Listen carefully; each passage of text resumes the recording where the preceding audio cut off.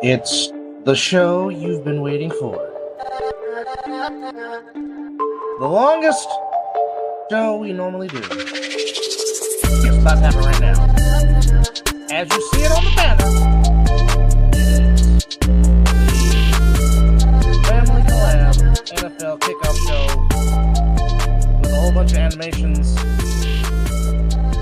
and Gorilla and E40 also in the background to join us. But welcome! Three of the four are here. Hi, I'm that's Mizzle, that's Chris. Momentarily, as I just got a text message, we'll also be joined by our fellow brethren, Josh Bennett. He'll be home in 20 minutes. But as you can see, we have Raider Nation, we have the Star, and we have the Faithful, all represented here as the road to Jeans Stadium at Great America on February the 8th of 2026, as the Super Bowl is turning 6 decades old this season. Damn, they old. Yeah, they are, as Santa Clara once again gets the bid for the Super Bowl. 6 years older than me. Here you go. But welcome.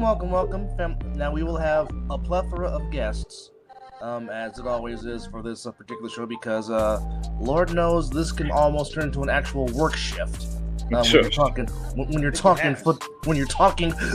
football. But as we are in the last week of as our dad likes to say, bullshit football, as the final fight for 53 for some of these teams, and actually in about 30 minutes, Miz and I will get a live scattering of our final teams to see who will make the final 53, as the Raiders are in the other desert in Glendale, Arizona. We play at 7, right?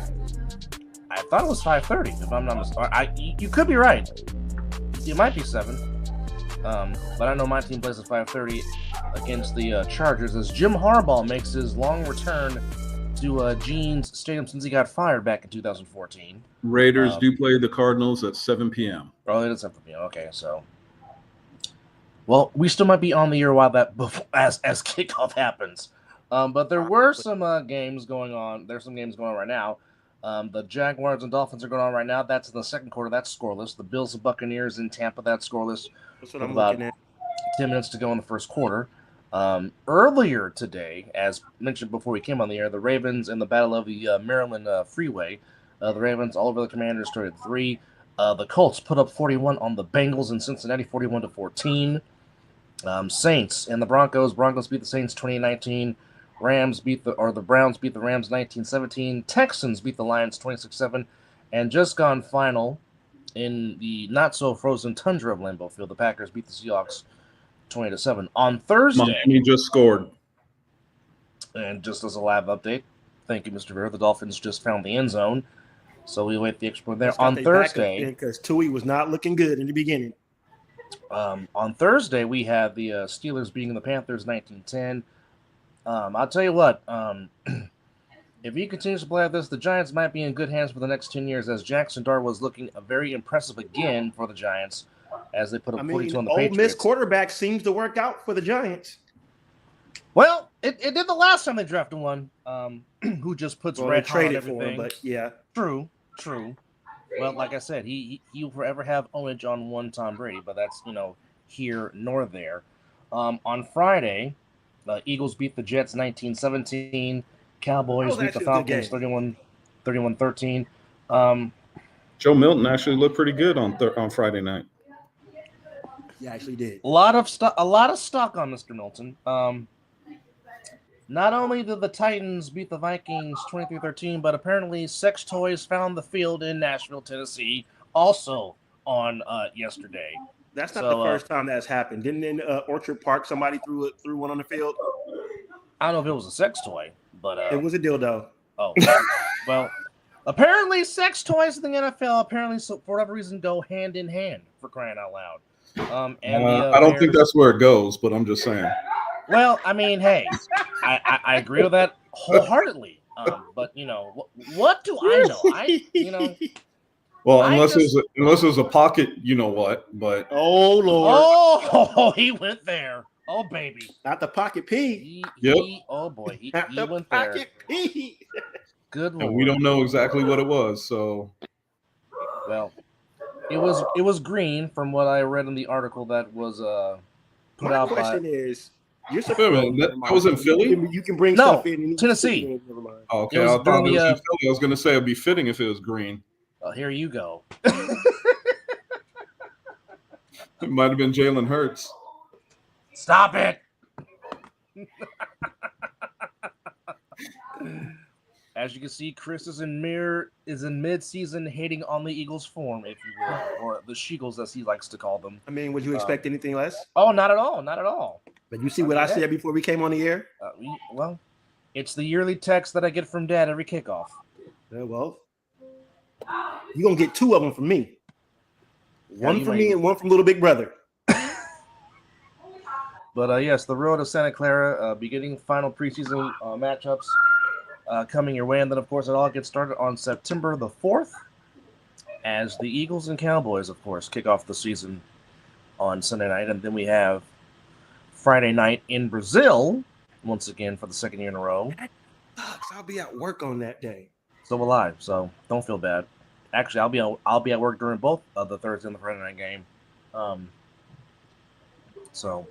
But I'm off for week one, though. Yes, indeed. Got my season ticket, so I'm very excited about that. Yep, I got my forever ticket too. And plus Red Zone. That too.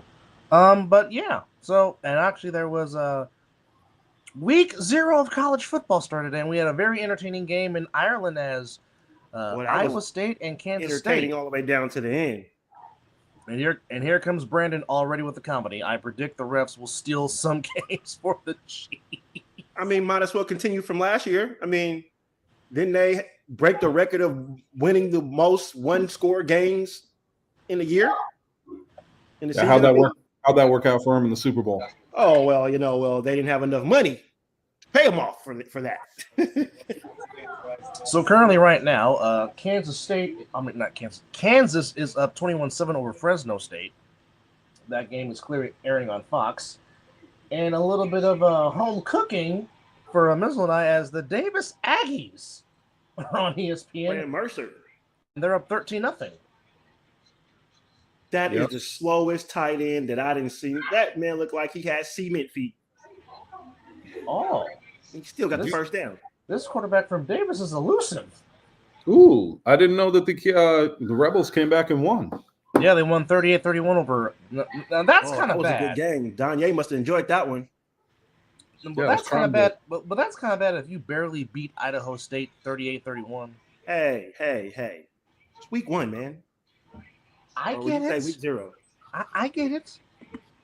I mean, every now and then you can have an Appalachian State that beats Michigan. I get it. I understand it. I do. Any given Saturday. That is very true. Absolutely. Definitely have some good games coming your way next week. Some of the best games coming next week. Very much so. Very, very much so.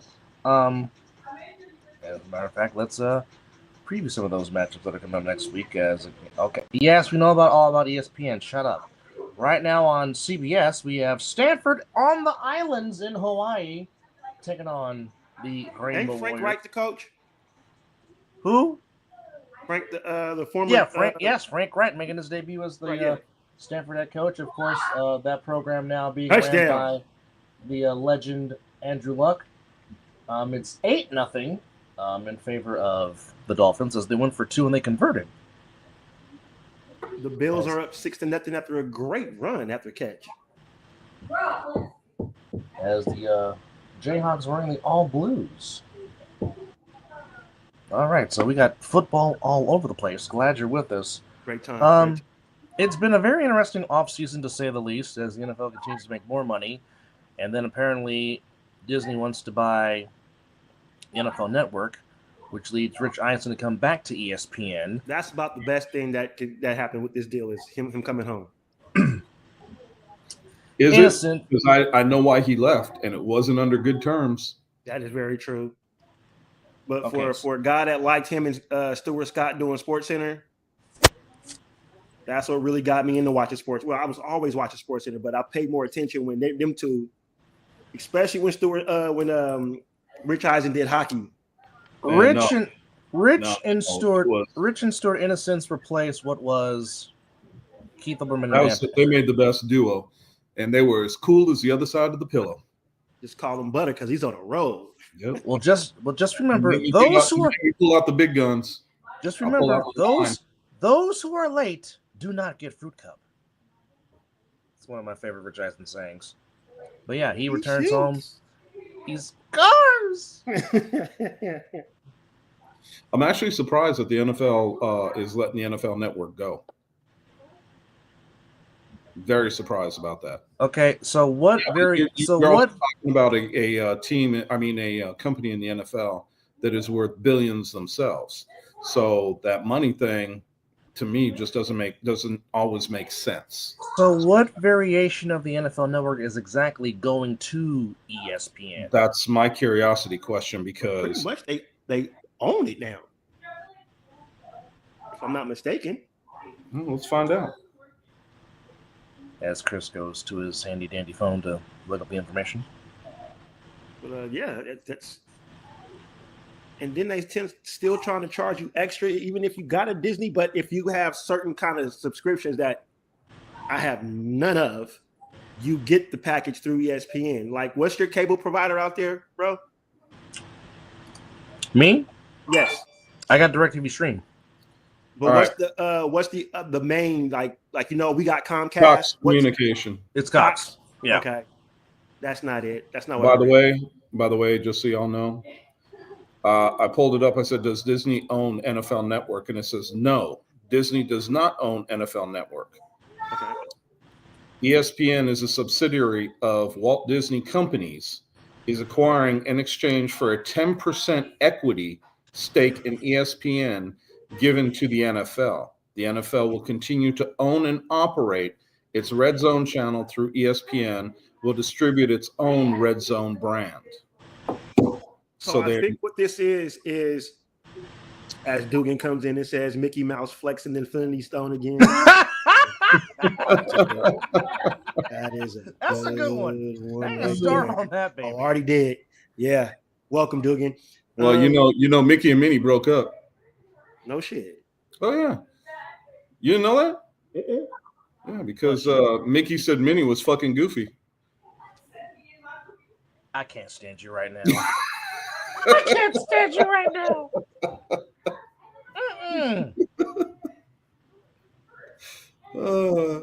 I mean, Minnie, you'll get a star. Minnie is old, so you know we all know what 70-year-old Poontang tastes like. I don't. Depends.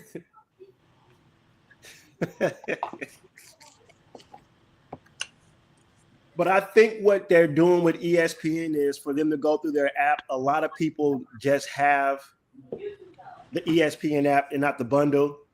Oh, wow. So maybe this is something for, like you can only watch NFL Network for the Thursday night football games because it was streaming on that. So maybe they're trying to combine to where, I don't know, it's all about money. Well, Stanford just scored and went up 9-0 as Hawaii just fumbled the ball in their own end zone, and Stanford recovers for a touchdown. Yep. Watching it right now. So with the pending field goal, it should be 10-0.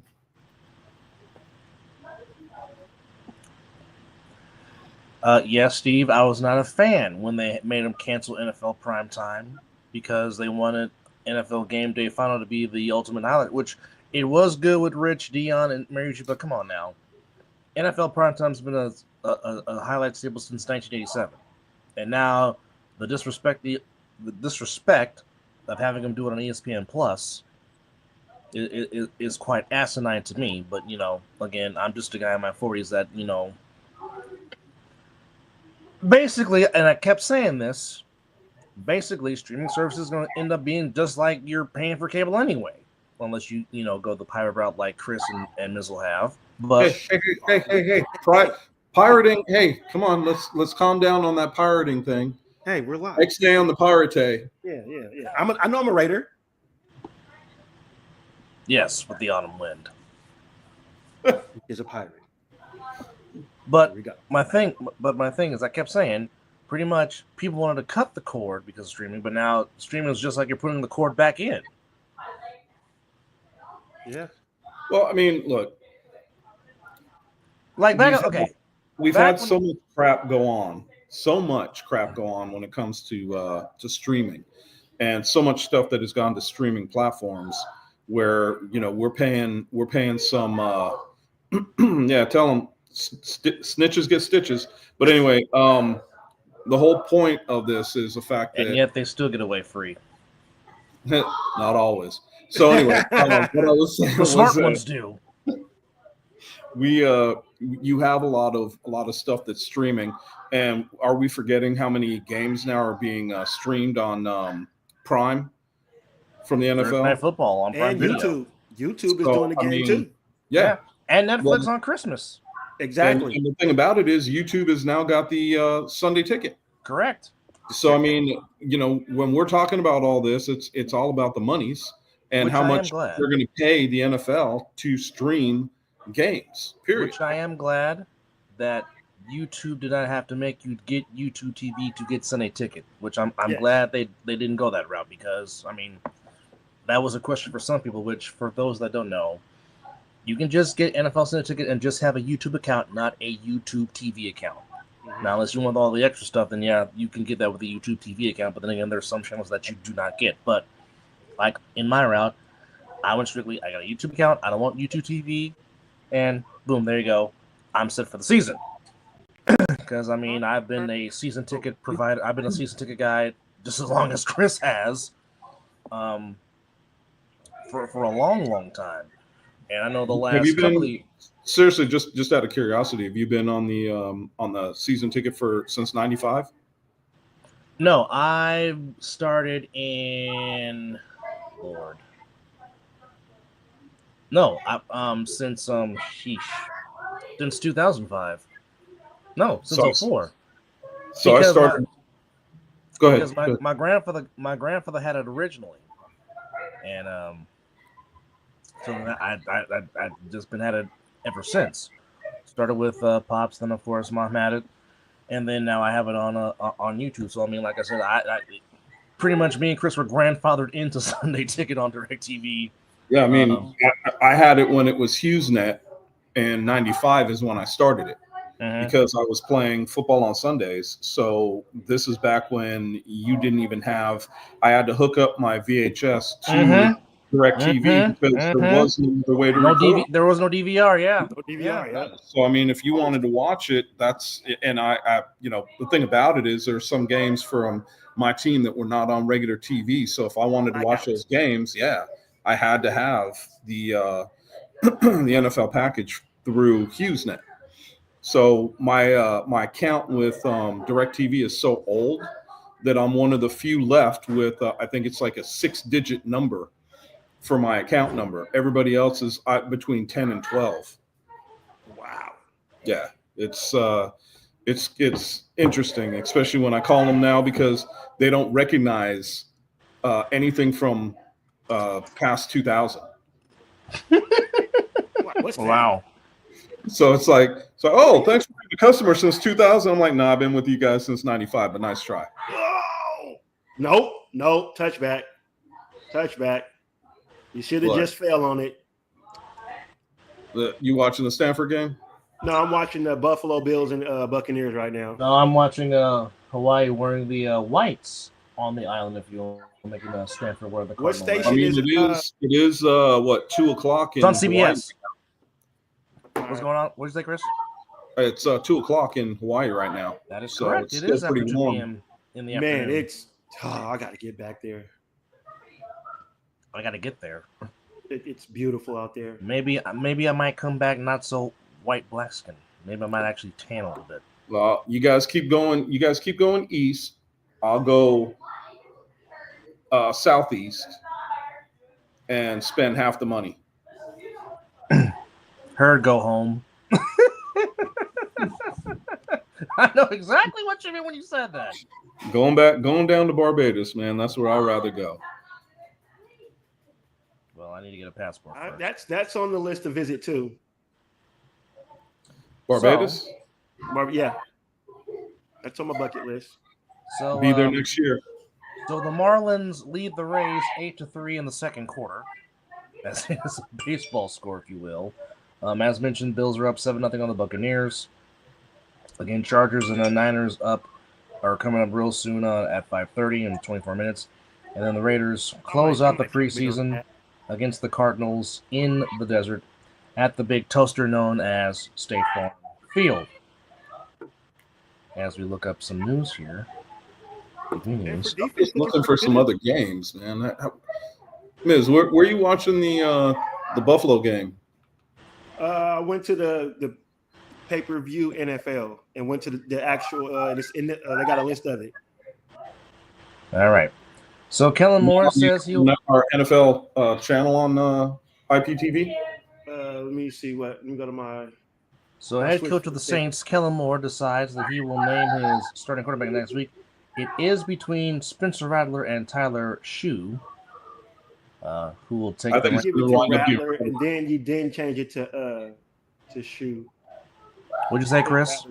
I think it's going to wind up being Rattler. You think so? Stronger arm. NFL 14. NFL what? 14. That's the station that the Bills is on. Bills and Buccaneers. On so the NFL our NFL package. Yeah. 14. The pay-per-view one. Yeah. All right. So Chris, what? They got all the list of the games.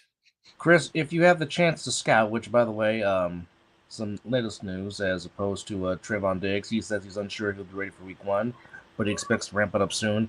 In your final scouting of your beloved team that wears the star, what did you see? What did you like? What did you not like? In reality, it's kind of a hard call because Cowboys don't play their starters during the preseason at all. So I'm not sure truly what to expect. I think that the backups look really good because they're the ones that got the play throughout the preseason. They really didn't start any or play any starters. Even some of the rookies. So Ezraku, who I think is going to wind up being in the mix as a defensive end, they didn't play him at all in the last game. They had Mozzie Smith was out there as the only vet that had a high draft pick, his first rounder that was actually playing in the game on Friday. So it's kind of hard for me to tell. What I can tell is was kind of surprised at the cornerback Elam because he's been came over from Buffalo. They said was a disappointing first rounder. The dude's looked all pro so far in camp, and I think he's had like 5 or 6 picks playing against the number ones. So I mean, it is what it is. Now, if you want to know what I feel about with the starters, with what I've seen in camp, because I've watched a lot of their videos and their camp dailies, and what I can tell you is that back with Pickens and with CD Lamb and with the tight end Ferguson. They're going to be a very, very tough out. I mean, that offense is going to be a very, very hard stop because you're going to, as a defense, you're going to pick your poison. You can't double team everyone. Do you think the change in scenery for George Pickens, do you think that will do him good being in Texas? Well, I mean, all this time, you've heard nothing but good things from George Pickens up to this point, and he has even said that he is willing to stay in Dallas to take another contract to stay and play with CD. All right. As Chris just muted Steve for a second. Oh, I just muted because I've got my niece is over and everybody is getting loud. Oh yes. But that's what I've seen so far. The biggest part, the biggest point of contention for me is going to be the secondary until we can get Trevon Diggs and of course the rookie Revel back to play in that secondary. Well, I mean, now obviously the big question is Dakota returning, and how much will he? I guess can he be what he has been in the past, or just what are your thoughts are, or just what kind of a season do you think Dakota's going to have with him being back in the setup? Because I know some people in your fan base are probably going to be like, maybe they should start Joe Milton, but just what do you think? What for you?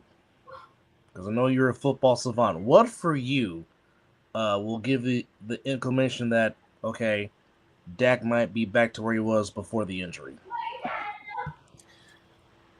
Well, there's a couple of things that I'm looking at right now with them, and that is the fact of what he's got in Pickens and what he's got in CD.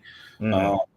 I fully expect Dak, if healthy all season, and that offensive line keeping him upright all season, I think that he could be in that MVP conversation like he was 2 years ago when Lamar kind of came out of nowhere to take it from him.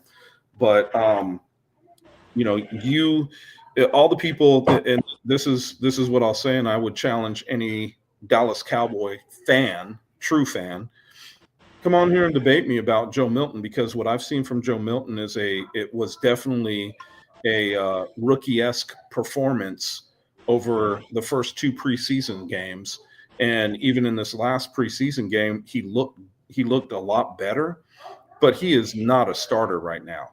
Joe Milton's probably got, I'm going to say he's probably got 2 to 3 more years of working with Dak Prescott and getting to understand this game, because you could still see the hesitation in him. Even though there's guys running wide open, there's hesitation in him. He's still throwing the ball across the middle late. He's still throwing things late. He's still leading receivers out of bounds because of his throwing late. So these guys can say whatever the hell they want. And most people that are saying put in Milton are Prescott haters anyway. And the fact of the matter is, Dak Prescott gives you the best chance to win, not Joe Milton. He's a project quarterback. If you like to say put him with the right coaching, give him the right mechanics, easy fixable. The talent is there for sure. Yeah. Don't get me wrong. He's got the mechanics, the throwing mechanics. What I see him doing is his pre-snap reads.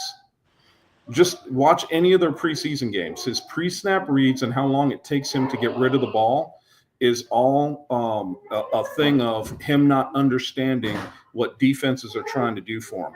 And these are Manila defenses. These aren't defenses where they're trying to do things to confuse the quarterback. So if he was to start right now, oh man, it would be horrible, because they would be doing all kinds of things to confuse the hell out of him. Yeah. And he would probably be throwing quite a few picks, because like I said, that he is very much like some of the other quarterbacks with really strong arms, that they try to fit the ball into places late rather than leaving the wide receivers open. They don't anticipate. No. And his anticipation right now, there was a ball that he threw late across the middle to what should have been an easy touchdown. And had he let go of the ball half a second earlier, he wouldn't have led the receiver almost out of bounds in the back of the end zone. And the receiver was coming open. So instead of seeing that with anticipation and letting go of the ball, he held on to it for a little bit longer, overthrew the pass. The receiver had no chance at catching it for a touchdown. That in the NFL, my friends, should have and would have been a touchdown had there been a quarterback back there that was a vet and understood that.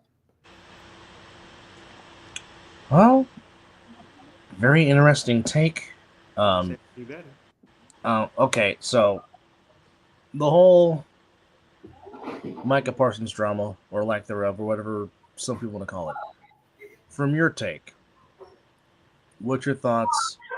Is he leaving? Is he staying? What's the final end game with this drama between Jerry and Micah? Where is he going? He's under contract. There it is. There's the mic drop.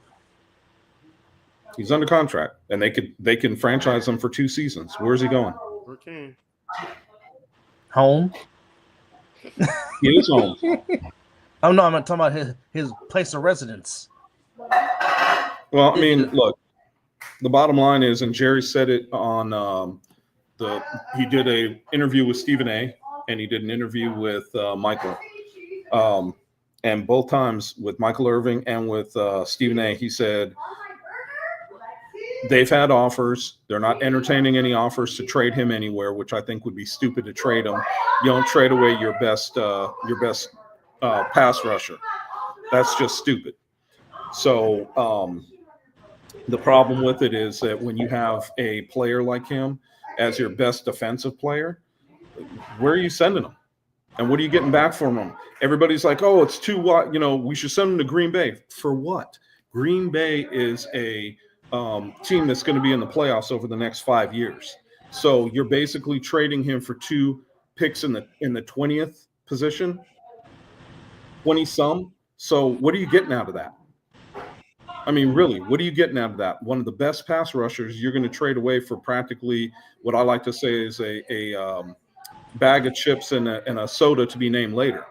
That's basically what you're doing. And the fact of the matter is, if you can tell me pass rushers that are coming out over the next 2 years, and if you can tell me that one of them is going to be like a Michael Parsons, okay. But the fact of the matter is, with him and Abdullah, those are the 2 premier pass rushers that have come out in the last 10 years. Period. So, the fact of the matter is, and here's the stupid that I say for Cowboy fans, or what I consider some Cowboy fans with the air quotes. The problem with them is that they do the same bullshit all the time. They sit there and they say, oh, we can't pay that player. We need to get rid of him so that way we can get in some other talent. And then he goes and wins the Super Bowl with another team. And then you're kicking yourself in the ass going, well, if we would have had him back, that's because you're stupid. And that's because your ass, because you think that you know it all, will go be a GM someplace. The fact of the matter is, none of these guys could be GMs anyplace else because we'd have them. They would continue to make stupid mistakes like this and ruin the team. So do I think that Jerry's ruined this team? Yes, because he could have easily had Dak Prescott for $52 million instead of $60. He could have had CeeDee Lamb easily instead of $35 million per year or $30 million per year. He probably could have had him for about 22, 23. Now, when it comes down to Micah Parsons, if he would have signed Micah before Myles Garrett signed, he could have got him for much less. But because they continuously like to wait until the market is set before they sign their players, this is what we wind up with. Now, the other side of this that I'll tell you guys, Jerry can say whatever the hell he wants about the salary cap. The truth of the matter is the salary cap is going to jump roughly $10 million next year. And then they're talking about it jumping as much as 30 to 35 the following year. So I don't want to hear all the crying about not having money when you have players on the Eagles. There's more players on the Eagles making $20+ million right now than the Dallas Cowboys. So I want to hear it. Makes you wonder if, and I highly doubt they would do this because for NFL players, it's really all about guaranteed money. Yeah. But it just makes me wonder what if, and I hate to mention this team because I can't stand them, but what would that be like in the NFL if some teams kind of went the way that the bastards in blue in LA did with deferred money on their contracts, of how much more money that teams could save in the NFL if they went that route? Now, obviously, it's apples to oranges because, as we know, baseball does not have a salary cap. No. But, I mean, I just wonder what would happen if NFL players did start deferring money on their contracts to where they could keep their teammates, per se, almost kind of like how, I hate mentioning his name, but almost kind of like how Tom Brady did to keep those Patriots teams together, and that's why they won for so long. Just if it were to happen, what do you think that would what do you think that would bring to the NFL? Keep in mind one thing though, when you talk about Tom Brady, and I hear this all the time. Tom Brady took less money because of the money that his wife was earning at the time. Correct. Well, he could take a lot less money. Now, guarantee, I understand we're talking millions and millions of dollars, and guys could take $5 million less and still do pretty damn good. Mm-hmm. And I understand that. But the fact of the matter is, deferred money, you got to understand too, the NFL is still one of the only places that your contracts are not guaranteed. So the only thing that is guaranteed is your signing bonus and your guaranteed money. That's why these guys look after or look at that so heavily when they're signing. So my thought is, if you truly want to take a look at what can be done, and that is sign these guys for their guaranteed money over a longer period of time, so that way you can push that those signing bonuses and that guaranteed money down the line. Valid point. Very valid point. So I mean, right. you've got Patrick Mahomes. He's making $45 million a year, but his guarantee is, I want to say, 210. So realistically, after, I want to say it's next year, they can actually cut Patrick Mahomes and not have anything hit the salary cap. Yeah. Wow. So I mean, these are the things that these teams do, and that's why you hear all the time NFL teams can sign, even with the salary cap, can sign whoever they want. This whole thing about not having money. Well, okay, let's say that Dallas signs CeeDee Lamb or signed CeeDee Lamb, signed Dak Prescott. That's $95 million a year, supposedly. Then you throw in Michael Parsons for $40 million a year. So everybody looks at that and they're like, man, that's $135 million or $130 million a year. How in the hell are they going to sign anybody else with those three guys eating up such a big piece of the salary cap? Because all that stuff can be prorated. All of that signing bonus can be prorated over the life of the contract. And both Dak and CD have voidable years in their contract where they could be playing for another team and still getting paid from the Cowboys. Chris Vera giving you some inside take of what's going on in Tejas. All right, switching things over to Henderson, to where the Raiders. Year one of Pete Carroll. Pete Carroll trying to reestablish the culture of winning with the Raiders. Him and John Spytek have been busy. Obviously, I'll be right back. Obviously, having Ashton Genty slide down to you again, as Brock Bowers did in last year's draft. But Mizzle, what things have you seen in year one of the Spytek Pete Carroll collaboration there with the Silver and Black? Well, everything is pretty much vanilla in the preseason. You don't get to see the actual offense. I mean, if you look at the Raiders' offense, they've been in shotgun predominantly the whole preseason, especially the pistol position. But if you just ask me what I've seen from them is, of course, Pete brings the best out of you. We've seen that when he was in Seattle. I mean, correct. Every team that he's coached, besides the last year, they were always competing. He was in the playoffs. He changed cultures. So that's a good thing. Gracias. And with Spytek, just look what he was seeing with the Buccaneers. I mean, we've said this when he got hired. He was part of the reason Bucky got drafted in the Buccaneers. I mean, he was there when Devin White got drafted. Mike Evans. So he's seen how a culture is built, and bringing that to a good culture team. They already know how to embrace what Mark is trying to do. So you can see the transition. They're getting the best out of Tyree Wilson. I mean, Tyree Wilson was getting better last year. You can completely, what did I say in the beginning? Once this man gets healthy, let's see what he does when he's fully healthy. Because we pulled what your team does. We drafted a player that was injured. So he's been very good and very stout in the run game since he's been there. His run defense has been spectacular. It's just now it's trying to unleash the pass rush out of him. But again, as you talked about on one of our previous shows, the huge return of Malcolm Kuntz, who was playing very well in 2023, and unfortunately missed most of last season. Honestly, but his return, I'd have been scared because I don't know if he could have demanded big money last year. If the way he ended last season, if he would have even just sniffed that season he ended, he could have asked for big money. And I'm so glad he's back. But what Pete has said is it's taking for him to get back. He's not fully at the Malcolm. I think you know how it is when you're coming back from an injury. I mean, when you I was trying to compare it to when when Carson Palmer got hurt. Yes. And he was used the next season. He was timid, very timid back there. Yeah. He didn't trust his offensive line, and he was very timid. So, but it's different for a quarterback, but for a pass rusher. But I like what I'm seeing in Kuntz. I'm glad everybody calmed down after week 1 of Ascengenti playing in a pro game that he had -1 yards. Well, hello.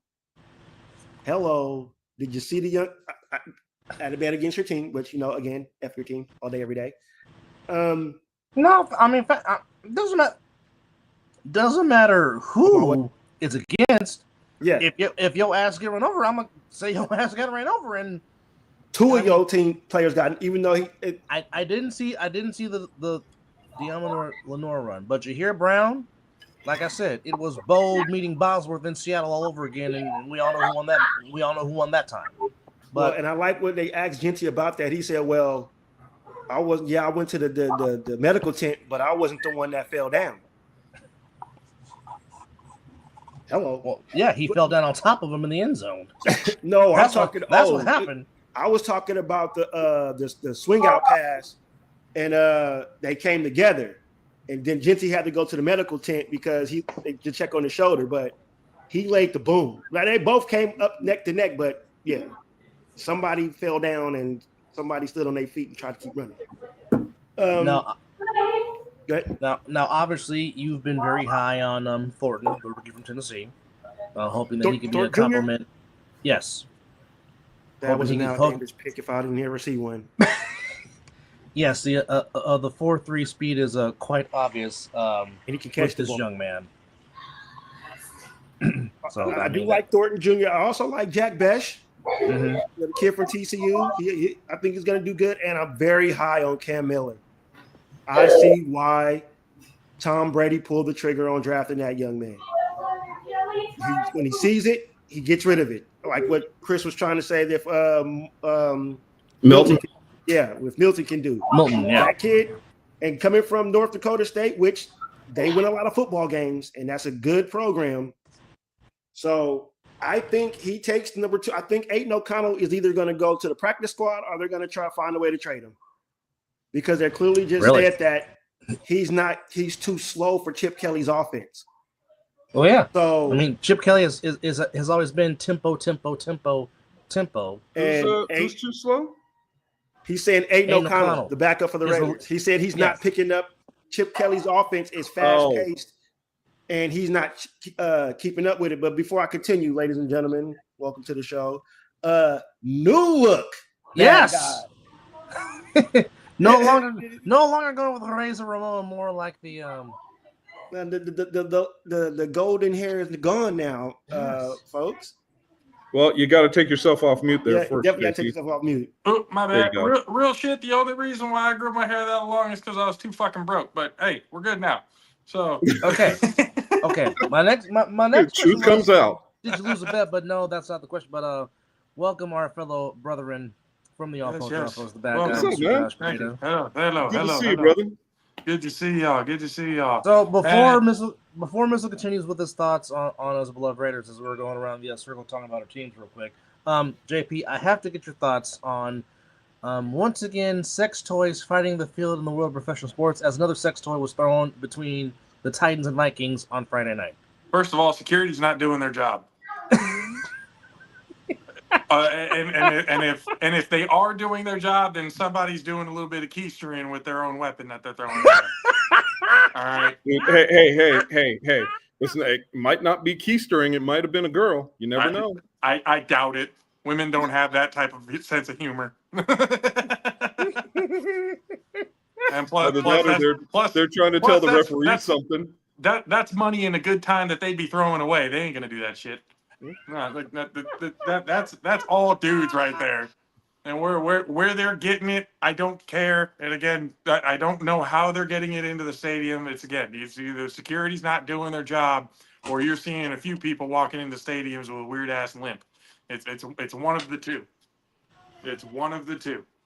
I Weird mean, ass limp. it's happening. It's happening in the WNBA. Now it's in the NFL. It's just everyone's dildo happy now. I don't get it. I don't Ladies and understand. gentlemen, we have heard keistering. This one does so. Yeah. Oh, I mean, how else? How else? If security is supposedly doing their job, how the fuck else is that supposed to happen? It's true. There's very good ways to tuck things. You know, they don't frisk you down. You walk through a metal detector and they're on trace on a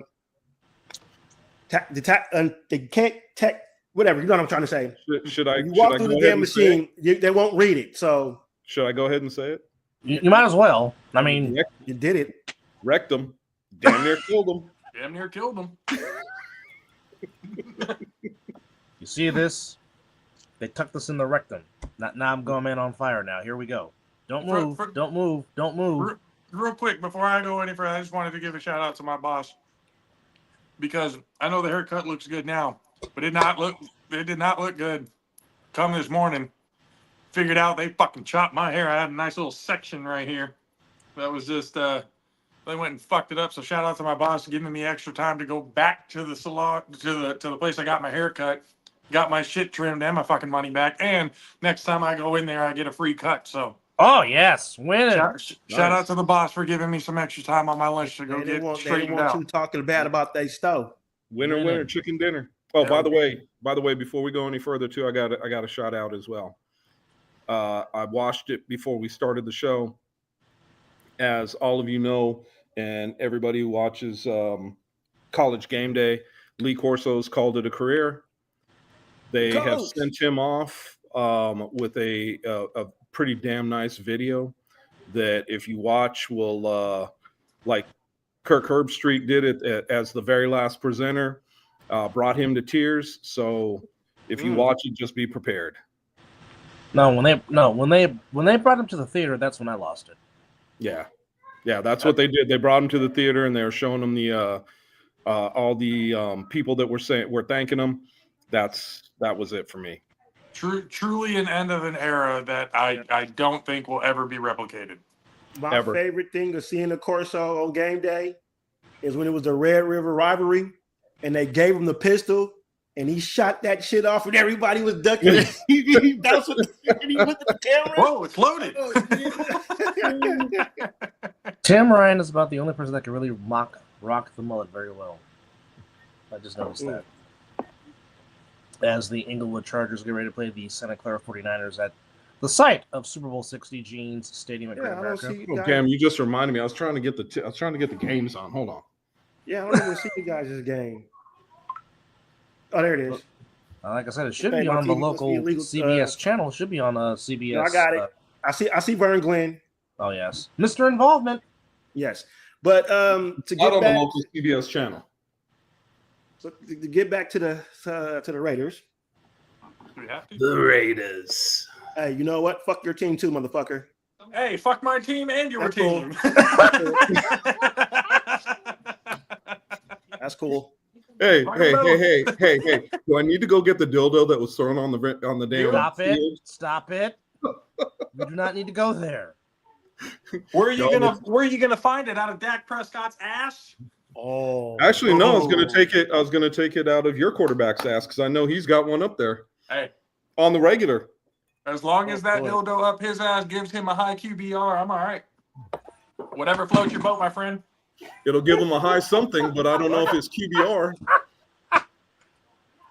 We are only 49 minutes in, and we have completely gone off the rocker on this NFL yearly prediction show. Oh, just now? Keith threw that should have went right out the window right there. Dude, it went out the window as soon as we started. I don't know what you're talking about. Oh, Lord. Live TV, folks, you never know what's going to happen here. Now I got two pieces of shit on my TV right now, the Chargers and Niners. I mean, Oh man. Oh, okay. Well, we're Well, talking it's about back to the Raiders, right? Well, it is better to crap on the toilet than to be crapped on. So there you go.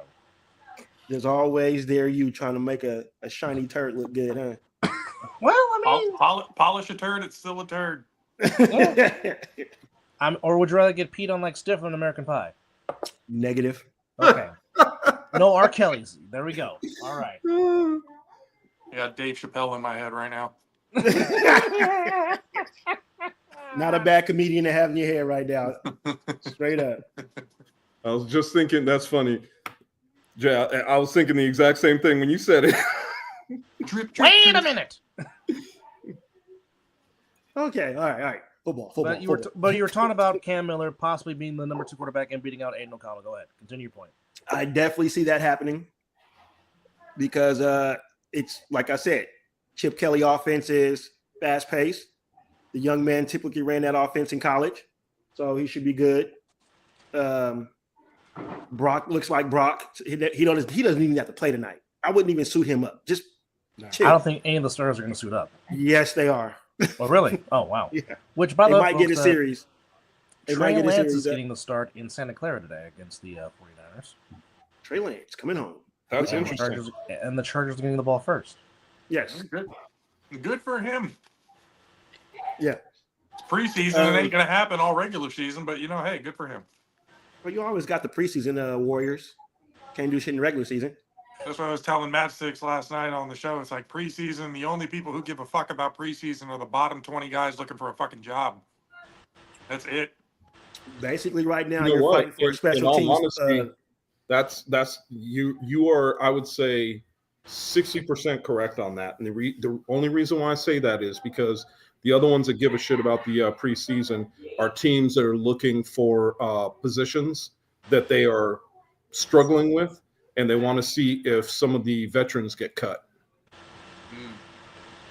There's teams just like the 49ers who are watching preseason intently looking for people to fucking pick up with all the goddamn bodies we have. 25 plus injuries. Jesus Christ. Already? Well, yes. Oh, shit, I didn't know that. It has been a mass unit in Santa Clara. That seems to happen every other year. Like right after we make some sort of like either a playoff run, Super Bowl run, whatever, the very next year our entire roster is depleted. But I thought that was last year for you guys because you guys had a lot of injuries. That's what I'm saying. It's nowhere near as close. Nowhere near as close. The year before, like you said, the year before that was worse than last year. Last year we had like a couple here and there, but we still had enough talent around to be able to actually make it. But this year it's like, which is why I said, and I'm still sticking by this. I really think this is the season where it finally starts to affect the Chiefs. Because yes, sir. Can we wait till we talk about your fucking team after I get done talking about mine?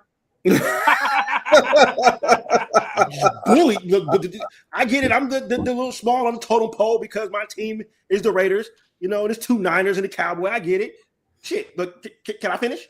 Yeah. I'd rather hear about the Raiders and the Chiefs. You sure? You sure? Yeah, go ahead. All your Niners shit out into your segment? Dude, I'll even help you talk about your Raiders. Oh, I don't need help. Look, man, I got Ashton Genty very high on my fantasy draft board. Yes. I think that he is, after watching what he did against the 49ers, granted, I know it was the second and third stringers, but after watching that, him as he looks like a friggin' bowling ball is what he looked like. The way he bounced off of some of the defenders and ran over others. The kid is Carroll's next Marshawn Lynch for sure. I would agree. I mean, this kid is going to be, if he can't run over you, he'll run around you. Yeah. He'll juke the hell out of you. But the thing about it is he is not afraid of contact. No. Which, by the way, just ask Lenore. Yeah. Which, by the way, I need 7 more slots for fantasy football this year. $20 buy-in. Winner gets the prize money. Doing 12 teams, need 7 more slots. Hold on, when's the draft? I'm aiming for either next Sunday or next Saturday. All right, since it's not, because remember last time you asked me, it was the exact same time and date as my other draft. I know. I am in. So now you only need 6. Only need 6 more spots. Yep. All right. What time do you plan on doing Did it? you put 'Cause I me in work already? No, I'll send you the. Okay, so I need 5 more spots. Okay, no, I will send the invites after the show. I gotta reactivate the league, if you will. What are you using? ESPN. Why? I'm just kidding. I think I have it. Because you have Yahoo, Brian has NFL, our boy Arrow, me and Mrs. Boy Arrow has NFL, so I'll use a different outlet. I mean, there's nothing wrong with using the I same. mean, if we all use the same, I can just use the same app and just switch leagues. That just makes things easier. But I get it, but But he ain't doing that. I'm now like I have to Steve. go I'm through like 3 different Steve. fucking I'm like Steve fantasy Kornacki with. football apps. I'm like Steve Kornacki with the board. Okay, let me be. But go ahead, Mister. Continue your point. Let him get done laughing first. Just minus the khaki pants of Steve Kornacki. Yikes. Oh shit! Yeah. Oh, nice to see you, Isaac Garindo, back in the saddle. But I forgot. We were talking about Genty. Okay, here we go. Yeah. He's gonna be all right. Just I'd rather him try to run around people instead of through people. His career might last a little longer. Well, but he has the ability to do that. Well, hold on, man. There's one thing that I do like about this kid that I understand what you're saying when you say about running through people. The thing about him that I really appreciate is his low center of gravity. Yes. So as far as running behind his pads, he makes it look easy. Yes. So I really wouldn't worry about him trying to hit that contact because realistically, the kid's put together like a Greek god. I think that you're not going to have so many people going for his legs like you have larger backs, like say, his name escapes me for a second. I'll think about it from the Ravens because he's such a big back. Derrick Henry. Derrick Henry. You'll have guys going for his legs because of how tall he is. Where Ashton Genty, it's going to be hard for any defensive player to get lower than. Oh yeah, his low center of gravity. Yeah, exactly. So that's why I'm saying I'm okay with him running through possible tacklers because I really don't think they're going to go for his legs. I think that this kid is going to, as long as he can keep his shoulders from getting injured, I think that he has all the potential in the world because he's got that breakaway speed. He's got the vision, and he'll damn sure make you miss in a friggin' phone booth. Yeah, I don't disagree with none of that. None of that. That's good. Good. Yes. That's what he did in Boise State. Brock looks like he's ready to surpass what he did in his rookie season. And, as I said earlier, I season. You know what they say? It takes a rookie by his third year. No, Brock walked into like it was his third year. So, how do you see Geno in this offense being ran by Chip Kelly? How do you see that coming into fruition? I see Chip Kelly dialing up if he can't use what he has with these weapons that we pretty much got. I was once questionable about the moving JPJ out of the center position, moving him to the right guard, but I see it now. I think they want him, especially if we're going to be running Genty. And what I've been seeing is they're running more towards JPJ's side a little bit and pulling the left guard with Parra. So they want his physicality next to the right tackle. So almost looks like the way they used to pull Gene Upshaw on the sweep. Exactly. And so I see him doing good. I just need Geno to practice more with Thornton because they haven't connected like I think they should on those deep passes. Either it's that kid is fast and he's leaving people at the line, and they got to get on target with that. I like Michael Mayer coming back from a year removed. He looks fresher, like he loves football again. Like I said, Tyree Wilson is playing good. I'm a little concerned about my secondary, mainly my corners. I think we're good in the secondary with Chim and Pao Mall because they're, as you see, Chin got an interception last week. So that should be pretty decent. I like the rookie from Ole Miss, JJ Pegasus. Andre Coleman II is out there playing some good football. Who's the kid from Vegas? Lala The UNLV kid? Yeah, Yeah. I know you're talking about. Just can't pronounce his name. It's something Latu Lala 96. He's playing Lala Tui, I think it is. something like that. Yes. So, and then I'm just a little worried about my corners. Linebackers are good. I like Elandon Roberts. The Eichenberg kid is out there playing. So, Mills, you want to take that? Mills, you want to respond to this comment? There's a fucking Patriots fan here. What the hell is this? Right. But I will say one thing for you, Mills. Here? I will say one thing. The only problem I have with Geno as a quarterback, his inconsistency on his deep ball. And that's what I would just alluded to when I was saying that him and Thornton got to get on the same page. Well, it's not even the same page. I just think that he's not always accurate with his deep passes. And that's the only thing that I would have a complaint against Geno. Outside of that, his arm is strong as shit, and he's really good at intermediate passes, 30 yards down the field, deep ends, crossing routes, no problem. But his deep ball, for whatever reason, a lot of times it's either an overthrow, or if you do see his wide receivers catch the ball, it's an underthrown pass that they have to wait on. Yeah. If Chip Kelly's a good coach, he'll adjust on that. But we all know how he is as a fucking head coach. It's gonna be very.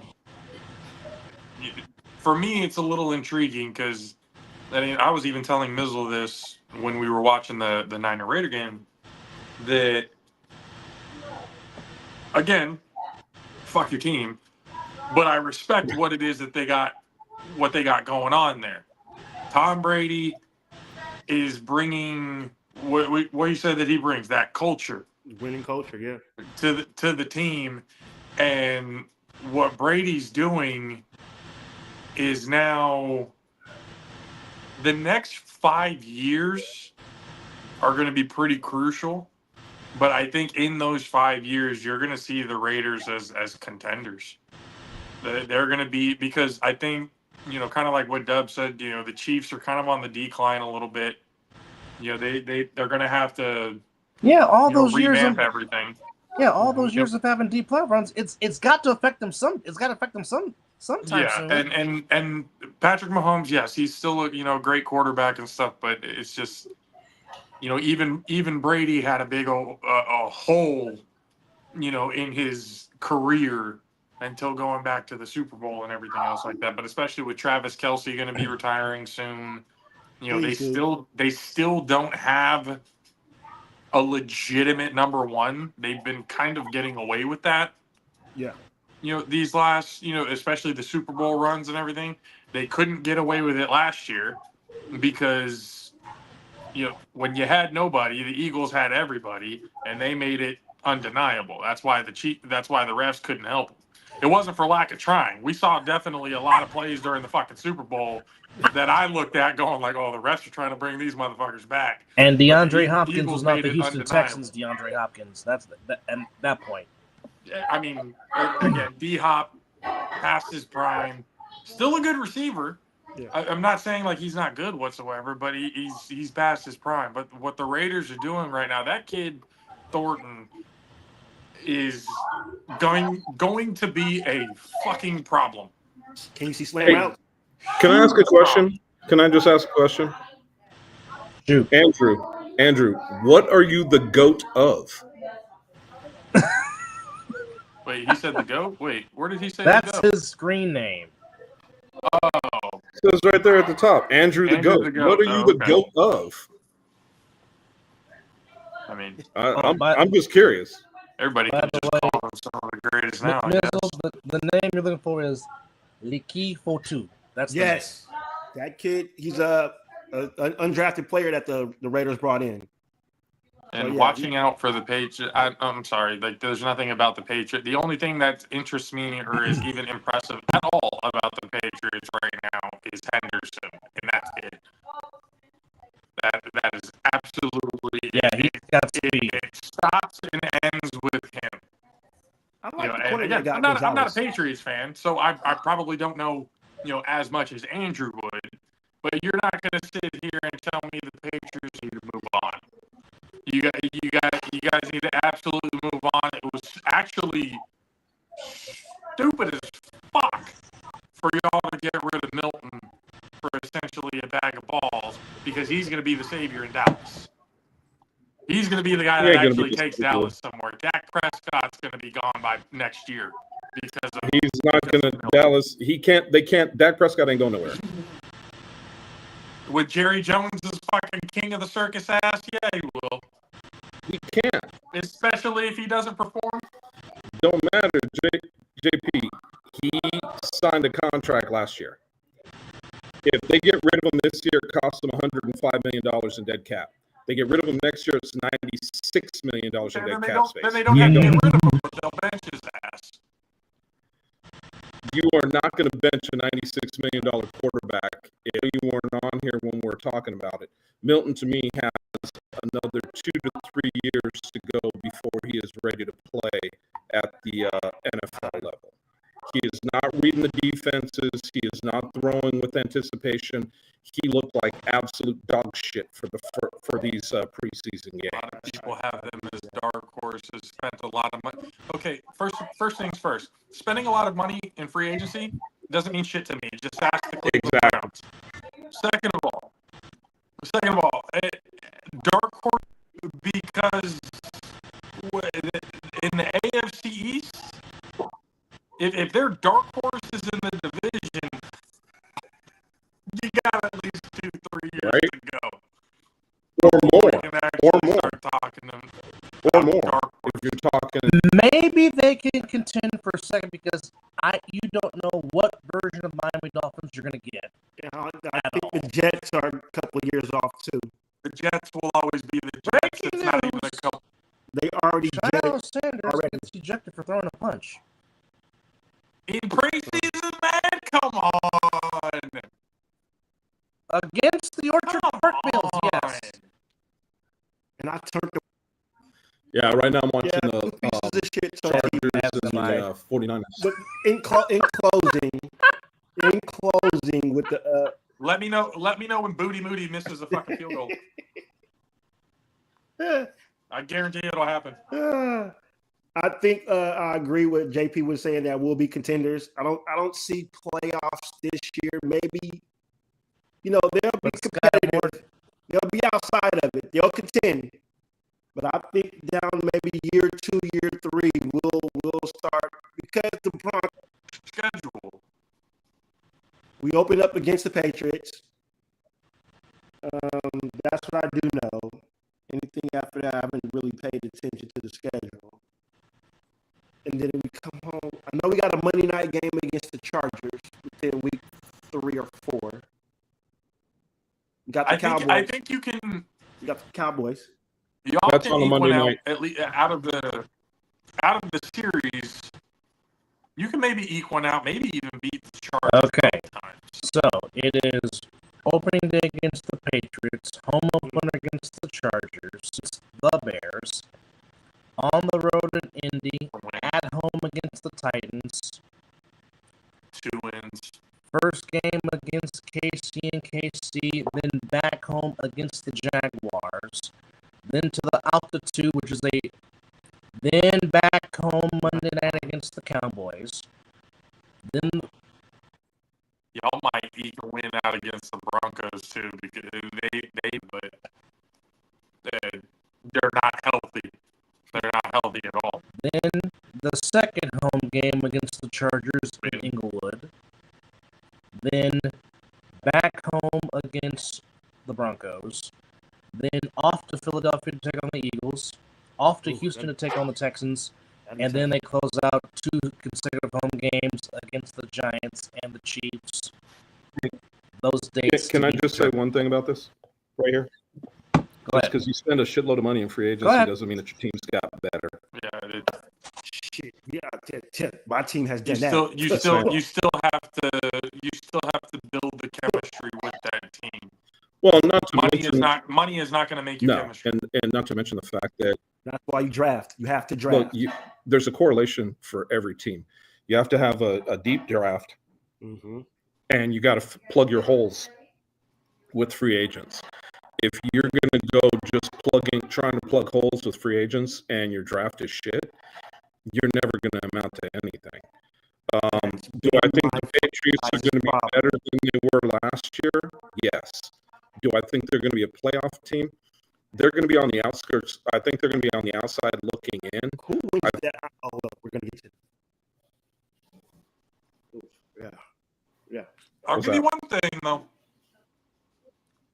That offensive tackle from LSU, Mr. Wolverhampton. Well, without a shadow of a doubt. But like I said, he is going to be an absolute 100%, beast for that. 100%. But the thing about it is the problem that I have with the Patriots, and I will continue to have this problem with them until they start putting up or giving May some actual, I guess you could say, some serious talent around him.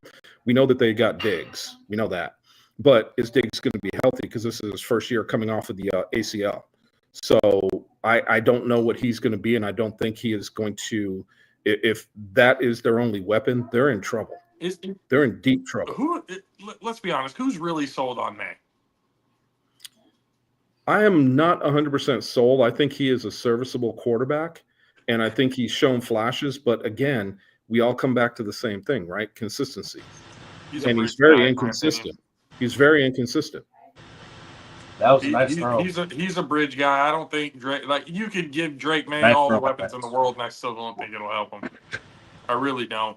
There is nothing that he has done, not just in the pros, but even in fucking college. Like, he played at North Carolina. That's not what. Okay, who did you play? Who were you actually successful against? Florida State, Miami. And no, actually, Florida State and Miami when they were in the shits. When he was playing? No, he played Florida State when they're pretty decent, and he didn't do so well against them. So it isn't like we could say, he played them when they were in the shits. But when he did play them, they were pretty decent. They were not. He did not impress. Yeah, it's just. Can we tackle at all?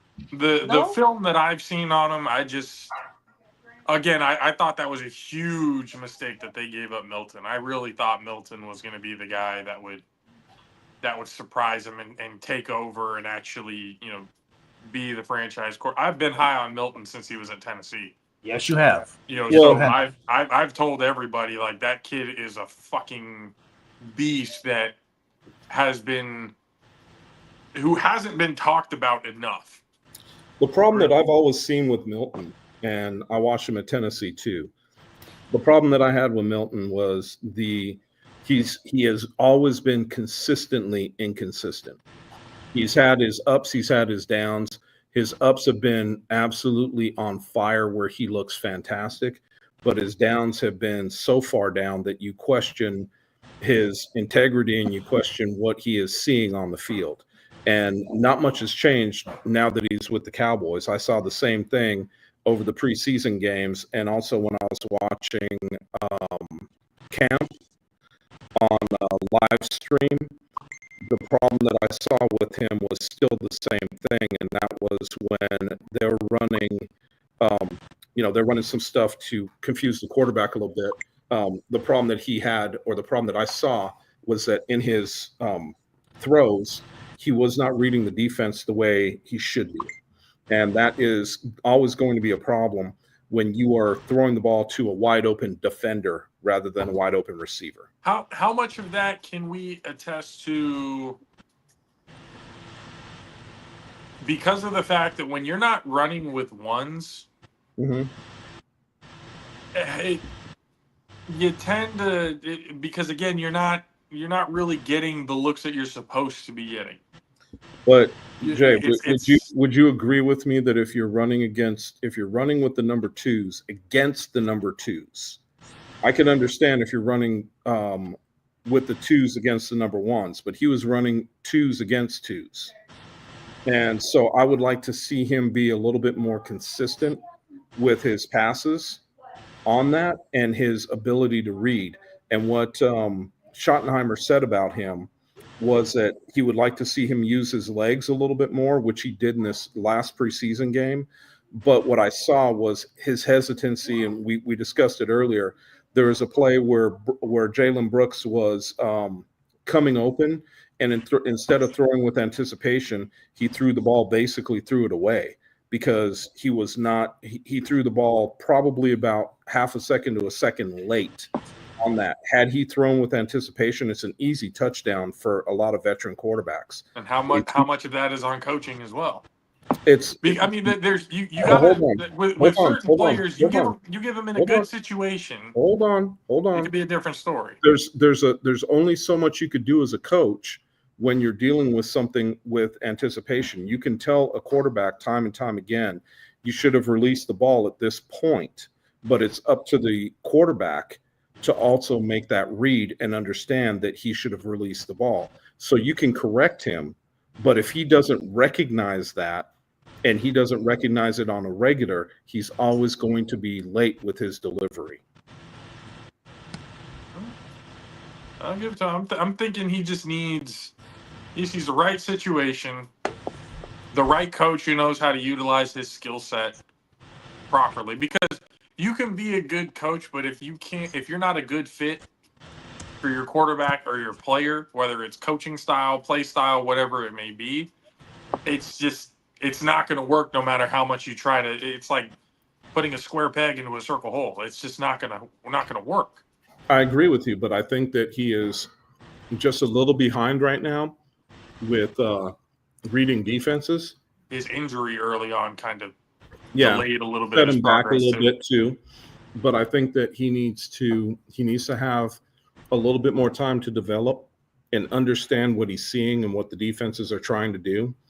So that way he knows where to go pre-snap read, because I see his hesitation and patting the ball when he's not sure where to go. Eli.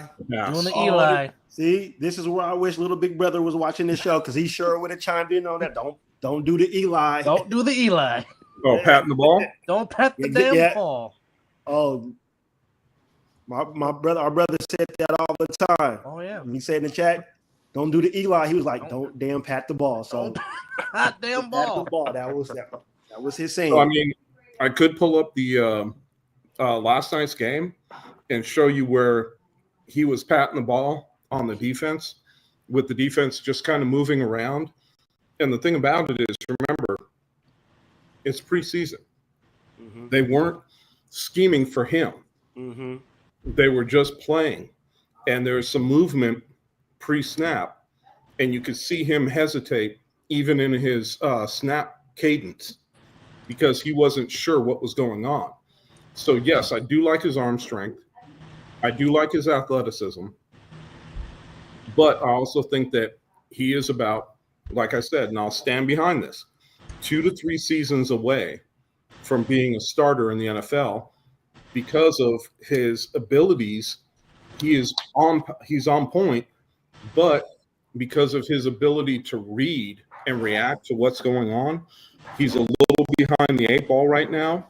And from my understanding, there is concern within the Cowboys organization that they might have to call in or try to trade for or pick up a veteran quarterback, because they don't think he's ready for the backup role in Dallas. So that should tell you everything you need to know about where they feel he is right now. We'll give you guys Aiden O'Connell. Give us what? We'll take him. We'll take Milton. we'll pass on Aiden O'Connell. Oh, they're not going. I don't think that the Cowboys are going to get rid of him. I think that he is going to be there. I think that Dallas views him as the heir apparent to Dak, but I think that he is, like I said, I think he is basically 2 to 3 years away from even challenging Dak for the starting quarterback position. So I think towards the end of Dak's contract, you might see him challenge Dak for the starting position. But right now, no, not even close. Yeah, right now, yeah, there's still definitely, growing pains and stuff that need to happen. But when I look at him and how he plays and how, and you're not wrong in the sense of when he's hot, he's hot. When he's cold, he's cold. Like you're not wrong in that sense. But it definitely 2-3 years. Give him the right situation, right coach. Maybe it is with the Cowboys, because do y'all really think Schottenheimer's going to be your head coach for the foreseeable future? Well, Like, it in all depends on honesty, If he finds the gleam. Yeah, it depends on what we see from him this season. But I mean, a lot of people forget. Seriously, in all honesty, a lot of people forget he was the offensive coordinator for the Jets the whole time they were in the playoffs with Rex Ryan, Mark Sanchez and Rex Ryan, and he showed a lot with them. And he was also the offensive coordinator for a couple of years in San Diego when they were going to the playoffs. So there's a lot to be said about the man and his offensive prowess. The thing that I think is that he has been labeled Schottenheimer's kid, and I think that there's a lot of expectations that go behind that some people think that he hasn't met. So do I feel comfortable with him being the coach? I questioned when they gave him the head coaching position. Absolutely. I questioned a lot with him, but then all the assistant coaches that he brought in and the coordinators that he brought in, the guy went out and did his thing. I mean, Matt Eberflus as his defensive coordinator, the guy out of Arizona, that when Arizona had no offensive lineman to speak of and made them the number 2 rushing offense in the NFL, there's a lot to be said about that. So I think that there's a lot that's going to happen. But the more interesting piece that I saw with him was the fact that, as they said on a couple of Cowboys that are podcasters, a couple of guys that have said it, and that is what you saw in the games, in the preseason games so far, is absolutely nothing on the offense as what they saw in practice. Interesting. they are practice games. You're not wrong on that. Really. It's like you said, bullshit football. It is. Exactly. It is. Well, okay. Now, let's hear about your organization. How do you guys feel about Ricky? I'll let JP lead off. I'll let him be Ricky. I'm so far, I'm not seeing good things. I'm still pissed off at the fact that we did not at all address. Yeah, essentially did not at all address the offensive line issues in draft or free agency. One. And it just, and the problem with that is more because people are going to now blame that fact on the quarterback. They're going to say, see, Brock Purdy wasn't shit this entire time, even though he doesn't have a legitimate wide receiver 1, and he's got wide receiver 3s.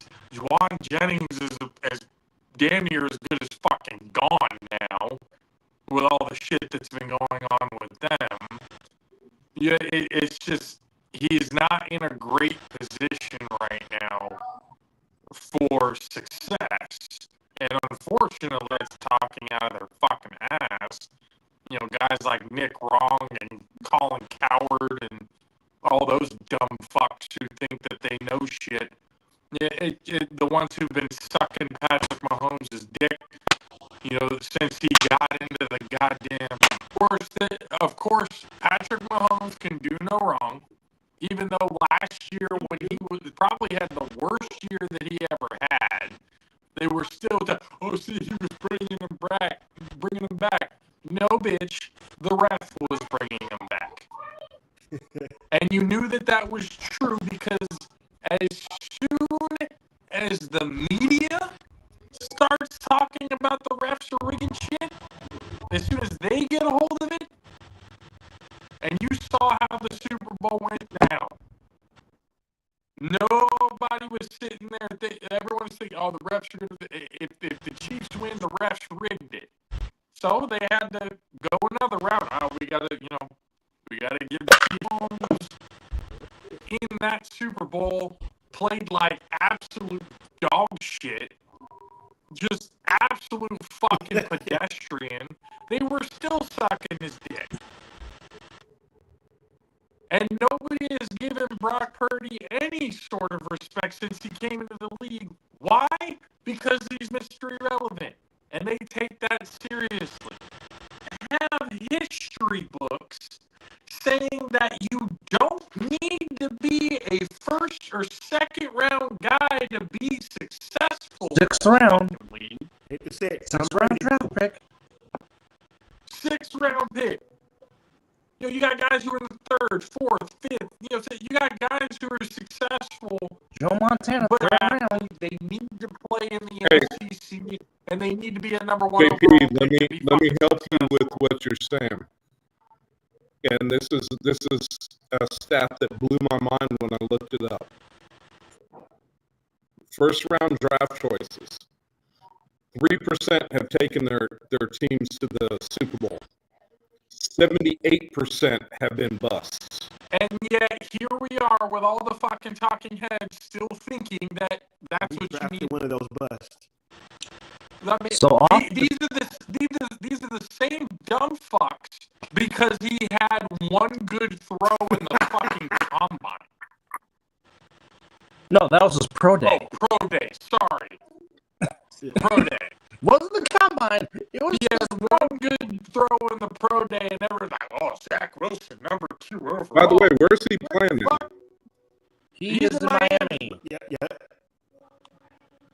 Sucking it up in Miami. Him and his mother's friend. I can hear Matt Ryan right now saying your mom's box. That's Zach Wilson to a T. These are the same people who have been giving. This is the same people who thought Johnny Manziel was going to be worth the shit when he got to the league. These are the same guys who cost in the fucking second round. They're proven wrong every single goddamn time. And the stats prove it. That's why I've been trying to tell people. It's like, look at Brock Purdy's stats. He's been top 5 in all of the important QB categories. And yet we're still not giving him the credit he deserves. Showed up. And we're still not giving him the credit he deserves. What you talking about? Shut up. IU fucking number 1 ACL tear first play. He's in the fucking game. This is the same guy who missed out on training camp, thought throwing a football through the goddamn trees was going to help him during the regular season. He hasn't had the greatest situation. Holmes. He didn't make the mistakes that everyone thought he was going to make. He didn't. The problem was Kyle doesn't know how to run the fucking football and keep it. Not only that, but how in the damn hell you do not account for Chris Jones, Ayuk, and Jennings wide open in the end zone? Frisco got it. Would have been an easy touchdown. Frisco's got it. There you go. But Frisco's ball. Kyle Shanahan is just like Jake Moody in clutch situations. Ass. Good Lord. Kyle Shanahan has proven time and time and time. He's had 3 opportunities. 3 to win a championship. He was not the head coach in one of them. You're the offensive coordinator who decided not to run the fucking football when you were up 28-3. Well, Dan Quinn is a defensive guy. That's also the head coach. Dan Quinn doesn't know shit about offense. He gave it all to Kyle. I'm not giving Okay, it. but then again, let's put the same blame on Pete Carroll and Daryl Bevel for not giving Marshawn Lynch the damn ball. Oh, I blame Pete Carroll. I will give them the blame of it. I'm talking about B Rabbit, who never evolved into Eminem. That's what I'm looking at. Mom spaghetti on his goddamn shirt every fucking time it matters. Drop bombs. But the only bombs he's dropping are out of his own ass. That's it. That is it. This I really feel now if they don't have a down year and it's actually the team is actually pretty good and playoffs, all that stuff, then that's fine. That hey, whoopee shoes that have plagued this team since Kyle Shanahan became the fucking head coach. Nothing is going to change. I will continue to be pessimistic. Change. Kyle Shanahan still thinks he's a genius, and he's trying to prove every person who has talked about him, he's trying to prove them right and then some. You didn't say it right. He is a genius. Yeah, there we go. That's better. Shit. Kyle is a genius. I like that. But it's right now, again, until there's actual improvements in the spots where there needs to be, it tells me that this team is going to be winning a championship anytime soon. At all. You can't sit. I don't give a fuck what you tell me, Kyle. You can't sit here and tell me that the offensive line isn't a problem. Why? Just because you had Trent Williams, and I say had because I don't think so either. And I don't wish that on you guys at all. But even if he's in, you have no one. Even Pooney's hurt now. Damn. And who knows how long he's going to be out for. Damn. So it's like you have nobody else on your offensive line. If you think Trent Williams is the end-all, be-all to solve all your problems, you deserve to suck when it actually matters. And not only do you have a shit offensive line, you're calling shit calls in bad situations. Look at the call that fucking got Brock Purdy hurt in the first place against the Eagles. You had your third-string tight end one-on-one? Oh, was that Reddick. what was it? Yeah, Reddick. Well, Reddick's no longer with the Eagles That's either. neither here nor there, but the situation at hand at that point, you had your third-string guy. Josh One of Johnson. the best pass rushers in the league at that time. Ended up getting Brock hurt. Well, then you forgot who Chris Jones is. Right up the Forgot where he fucking went. middle when nobody blocked. I don't know how you lose that big fella. Hey, you know what? That big son of a bitch, Chris Jones. Yeah, you know what? Hey, fuck it. That have actually played in the Super Bowl. The list It ain't a lot of them. is not a lot of them, but here's the actual list. Okay, Lynn Dawson, Joe Willie Namath. Oddly enough, I was getting there. Bob Greasy, Billy Kilmer, Dallas Cowboy fan couldn't fucking help himself on that one. Terry Bradshaw, I knew it was Bradshaw was on this list. Plunkett, Elway. Dan Marino, Jim McMahon, Tony East. Wow. Holy shit, my team scored a touchdown. Oh, wow. No, notice the era of which these quarterbacks. Yeah, fuck him. Phil Simms, the logo in Denver on draft pick. And Doug Williams. Yes, sir. For Tampa Bay. First black quarterback to ever win a Super Correct. Bowl. And my grandfather was never more proud to be a black man on that radio when he saw Doug Williams and the Redskins just mollywop. Yeah, but do you remember that Doug Williams was carried? Yeah. Yeah. And Doug Williams said, "Fuck you, Dre Schrader. No. This is mine. No." Somebody Get out. y'all eat that Right. later, boy. Jim Kelly. Bullshit. There was quarterback.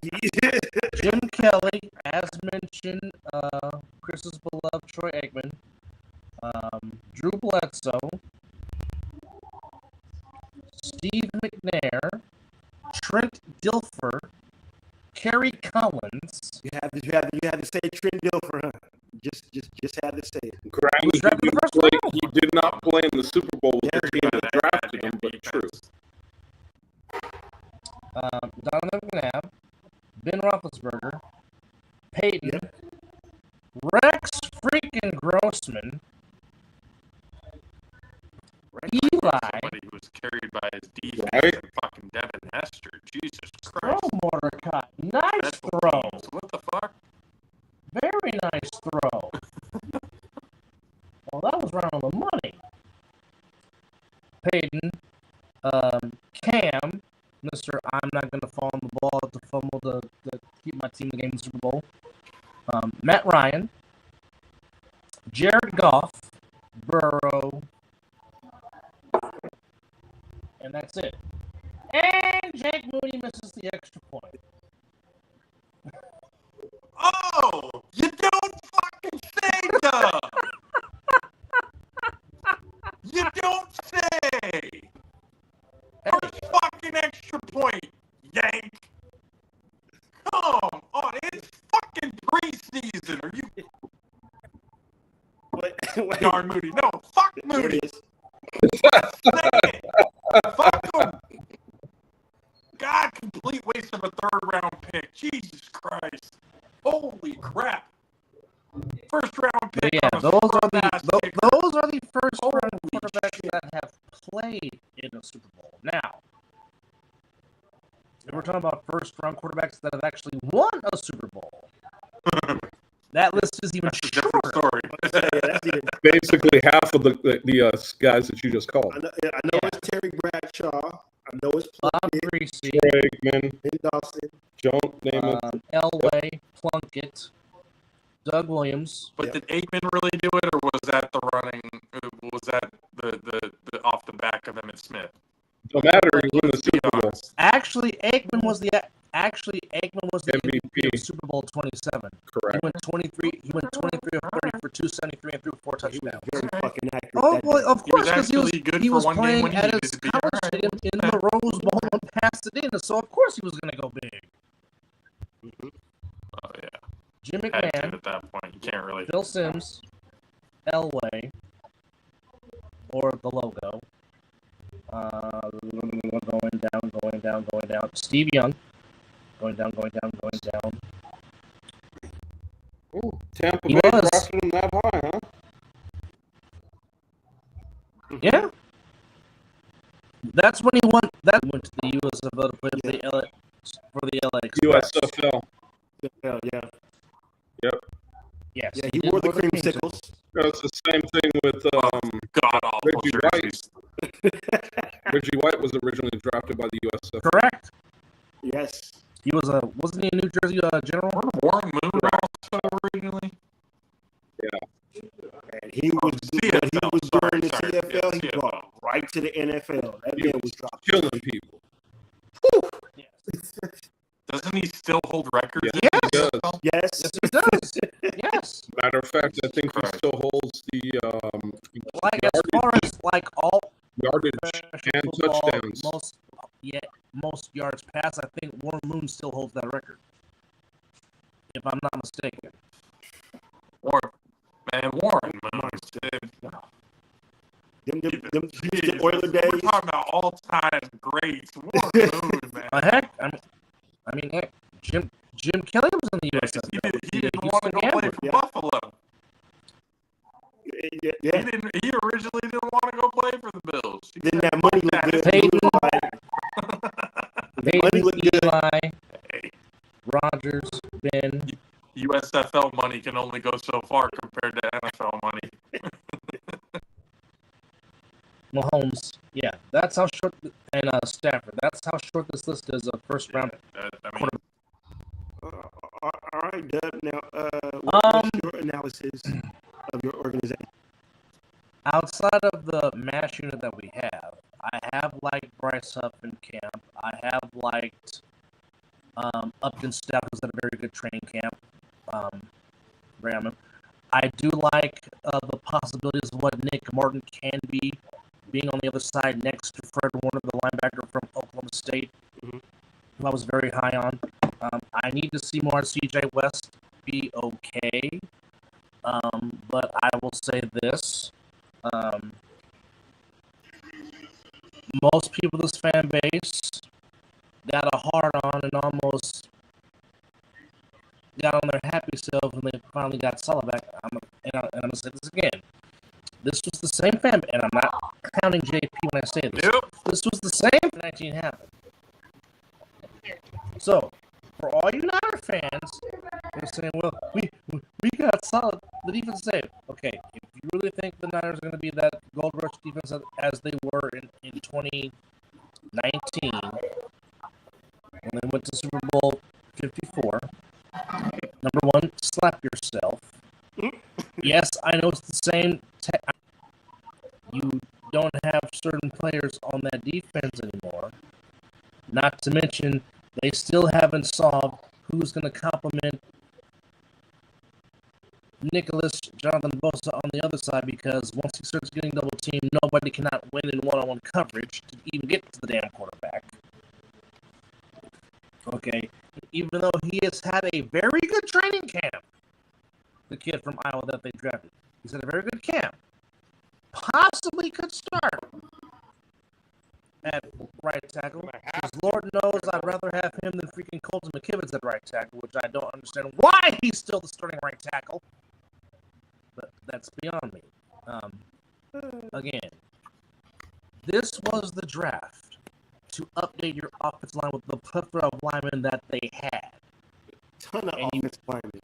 And you, for whatever reason, you have a hard-on for Jake Brindle at center. I don't know why. Okay.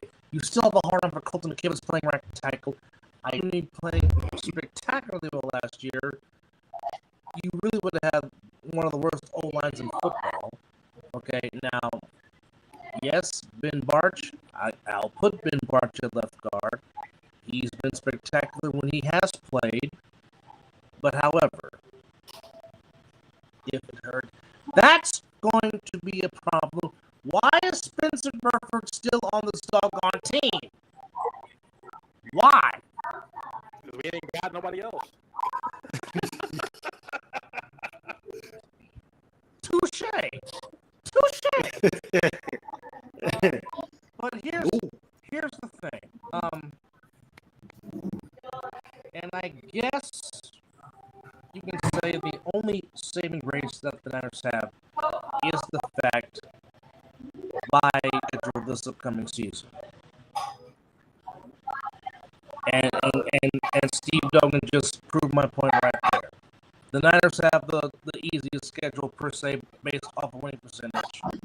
Easiest schedule and still only getting 6 wins is fucking embarrassing.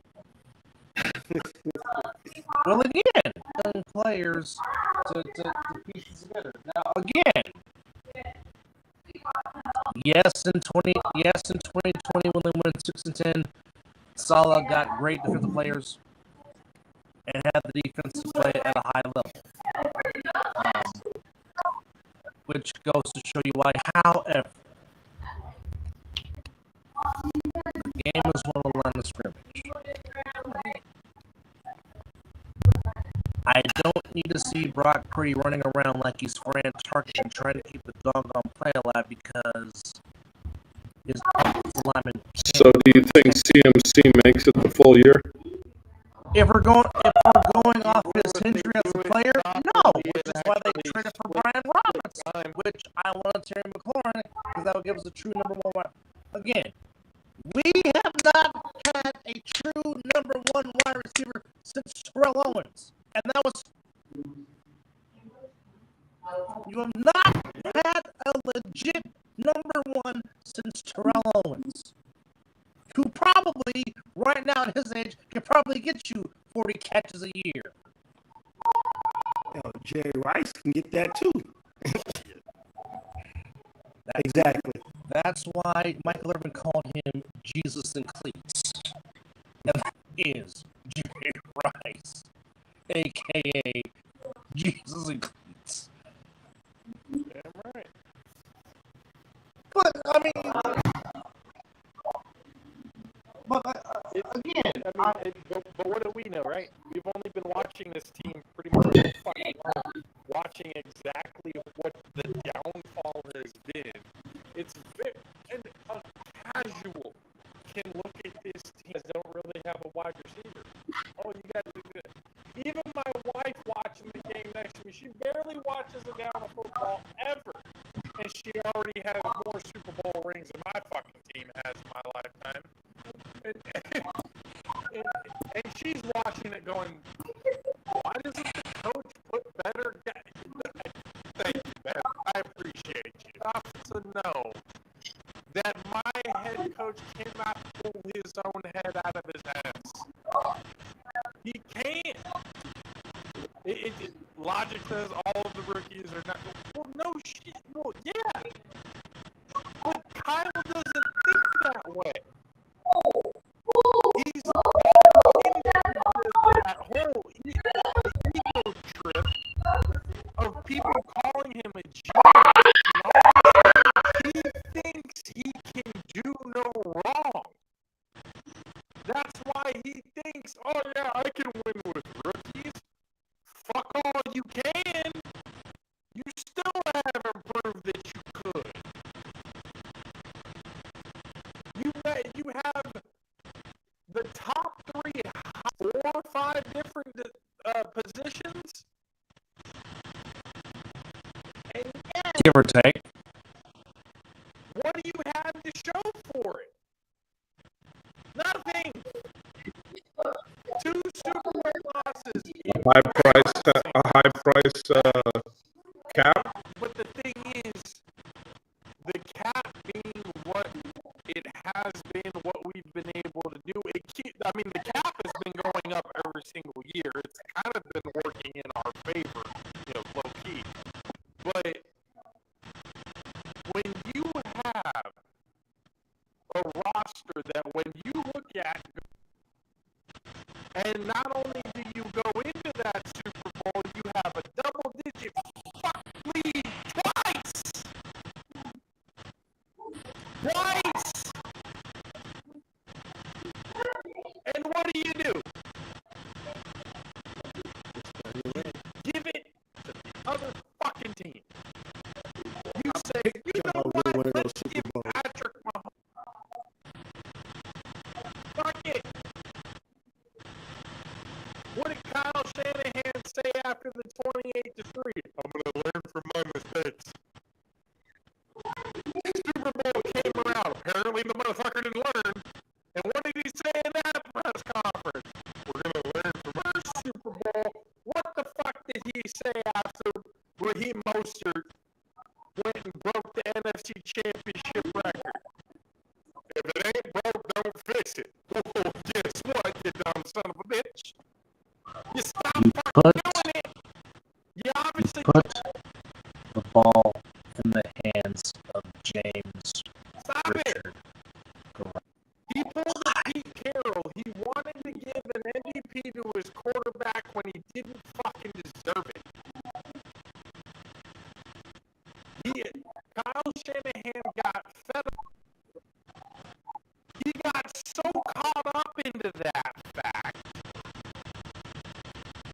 He couldn't look at it going, hey, I don't give a fuck. Our running game is making all of you look like shit. Brian, it can be done. You had the How many times did you had the top. how many times did Trent Dilfer throw the ball when they went?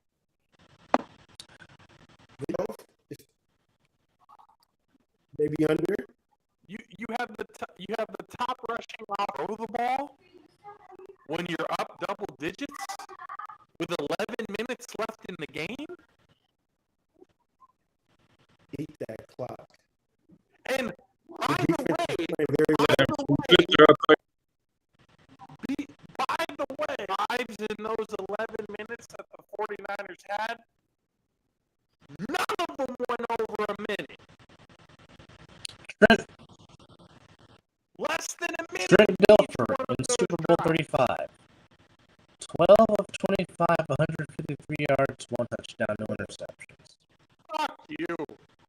Good defense and a good rushing offense will win you fucking games. Jamal Lewis had 27 carries for 102 yards in Super Bowl 35. How many touchdowns? 1. And special teams. That defense was great. That 2000 Ravens defense was fucking insane. Hey, Off the Reed was wild chain. that That year. defense was insane. Ed Reed went crazy that year. Like every time he touched Yeah, Ed Reed was not on that Ed team. Reed- Rod Woodson was a part of that secondary. Yeah, they played Woodson at corner and safety during that year. That's right. Ray Lewis was Yeah, just, he tapped yeah, it. I was gonna say no pun intended.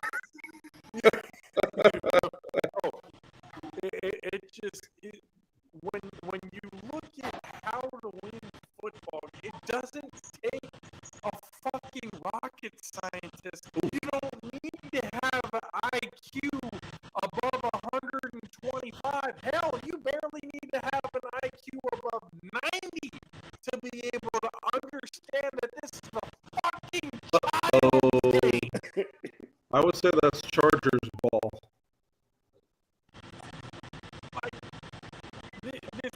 That is Chargers ball. This is a child game that is very simple. You have good defense. You have good balance. But no! Kyle wants to get ahead of it. Kyle wants It is a child's game. You are 100% correct. But it is also a game where the players, since I've been watching this He game, put Bradley back in the game, quarterback. What?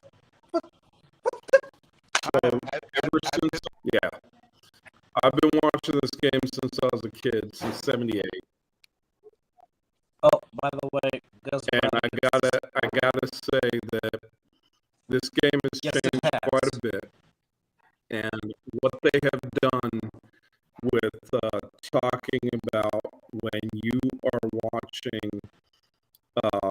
habits and stuff that go on with coaches and coaching, and you know what you think that a coach is going to do during certain down and distances, through that's their only job.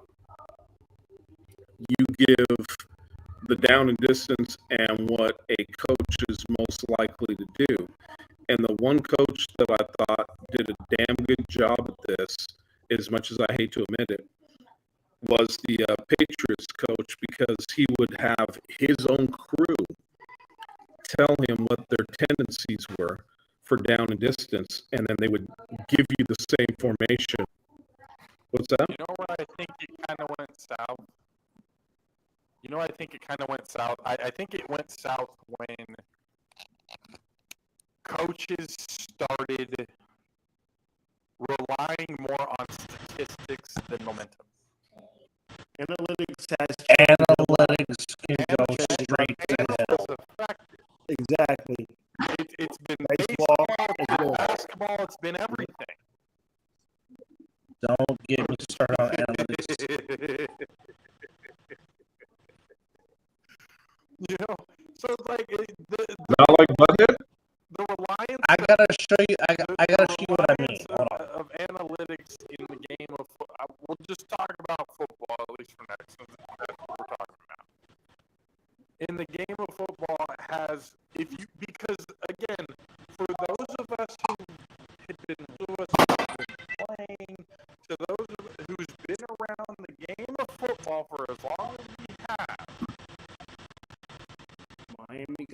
momentum has always been key, and it's very easy. But because analytics came in and, there's a 60% chance that we can get this.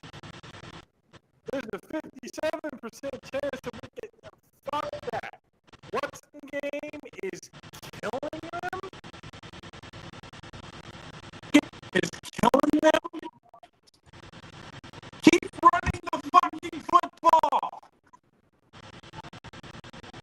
If your passing game is killing them, keep passing the fucking. Momentum is the biggest factor in any sport. And analytics has absolutely killed that ass, and stop paying attention to the fucking analytics and actually paying attention to the momentum of the game and what you're actually seeing in the goddamn stadium. And you can't feel when the momentum is shifting. You can't feel when your team, team's kind of lower. And this is why I've always liked motivational head coaches over everything. A head coach who can get, this is one of the exact reasons.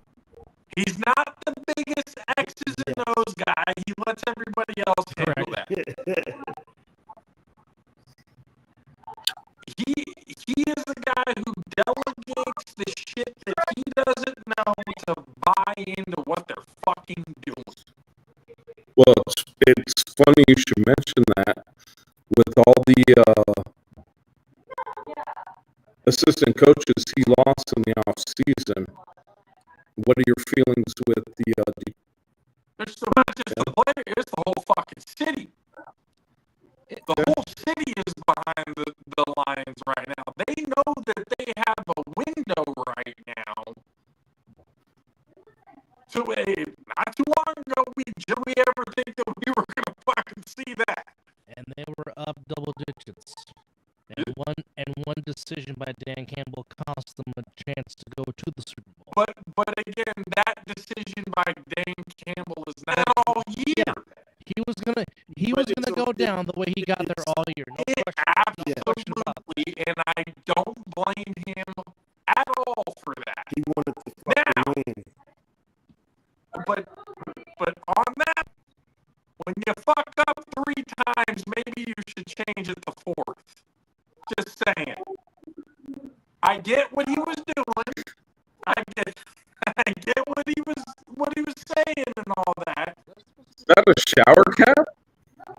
I don't think you need a shower cap, Dev. I'm just okay. Well, kind of what I was thinking. It looked like gotcha. Which is why Mizzle was happy he didn't have anything to drink, because he would have spit that out. I would have. I was like, damn, she putting a little condom on your head? I mean, what the hell is that? if the glove Well, don't I will say this. I think that you're going to see Detroit take a step back this year. They will miss Ben Johnson's X's and O's. Absolutely. And I think they're also going to miss on defense this year. Deserve to get head coach jobs because they were Yeah. the last 2 years. They were the next crop to get a possible head coach job, and rightfully so. And rightfully so. But like I'm saying, I just think that the step back is play calling on the offensive side of the ball, and I really think that their defense is still going to be decent, but I don't think they're going to be what they were with Aaron Glenn calling the play. What they were. Well, not only that. Is this? No, but I don't. No. I think they're going to be. I think they'll make the playoffs, but I think they'll also be one and done. I mean, So do we got the Packers winning this I mean, division? the question is, who's going to be is, and that remains to be seen. Are the Bears? Hey, I mean, again, What? This is the Vikings. Don't say the Bears are going to be shit. I'm not saying they're No, going I'm to be. saying I'm talking about who's winning the division. The Oh, division's Bears still are not on. winning the division. It's still the Yeah. NFC North is still the line. If Golden pans out to be the number one receiver that I think he can be with his skill, the Packers could possibly steal the North away, in my opinion. Okay, I agree. we know who Josh Jacobs is. Now, if Jordan Love can calm down with the turnover ball, and like I said, if someone can establish themselves as they do something, My bigger question about the Packers are not the offense, but rather their defense. They've lost some players in the offseason, and so my question mark is, what can they be defensively? Forget offensively. I think they're going to be Josh Jacobs is out there in Green Bay still, right? Yeah. Oh yeah. Josh But I Jacobs. think their step back is going to be on the defensive side of the ball. And I mean, if I had to break down the little bit of a step back, you can say we could talk about Buffalo. I think that they will be right there, but I think their step is that replaces Eberflus, and I question if they're going to have enough, because I think that their defensive coordinator in Eberflus, or their shortcomings that they had. So while they might be a little bit more stout on offense, I think that their miss is going to be on the defensive no, I can side see of the that. ball. Mm-hmm. I can see that. Mm-hmm. I still think and I only say this because it really doesn't matter what happens to Minnesota. They're always a dark horse, fucking consistent team. and they find a way to win close games. Yes. But the question mark is that That's he the ultimate missed question right there. his rookie season, and he's coming in with a recovering from a torn ACL. My question mark for him is going to be the fact of that offensive Arnoldson was last year. But my question mark comes down because, I mean, you also have, what is it, Aiden? Oh, no, not Aiden. I can't remember their Addison or 4 games because of suspension. So you've got a question mark on that offensive side. I mean, we all know what his other receiver can be. Justin Jefferson is situations where it's going to come down to they need more weapons around than just Jefferson. And I know that they were trying to touch in injuries they have at the wide receiver position. That will having a guy like Fields. Well, if they can trade for him now, they haven't. But also, Yeah, utilize that weapon that is one T.J. Hawkinson. Oh, that Yes, dude is he's a such an defense underrated tight end, and I don't fucking understand it. Yes. Don't understand. He We was a understand beast it when he was in because we know it Detroit. back when he was in Detroit. Like, Exactly. You traded within the division. I'm like, that was just dumb. But then again, Sam Laporta. Yeah. So I mean, Yeah. I mean, did you? oh Jesus. 11-12 personnel with Sonic and Knuckles. Good get. Yeah, that's what I'm saying. Like, with the comes from the coaching side, not the talent side. So I think the talent side, it's like, man, I don't even with the You still got Amon-Ra St. Brown as Yeah. JP got. Just lost. There he What? goes. There we go. Go ahead and continue your point, JP. Go ahead. I was saying, like, there's still the common denominator there in Detroit is, the assistant creating factor is still there. And Brad Holmes. And when you have that motivating factor that again has built a culture in the city of Detroit, if it's a step back, it ain't gonna be that far. It's really not gonna be that far. I still see them winning the How many division games did they win last year? kind of by a landslide. The Lions. How many games did they win last Was year? it 11 or 12? They were double digits. Yeah, it was 13 to 14. I can't remember which. So Kelvin Shepard, who plays Mm-hmm. the Lions. Oh, so they promoted from within. They That's promoted from within. yeah. See, that's what I'm saying. I don't think not too dramatic.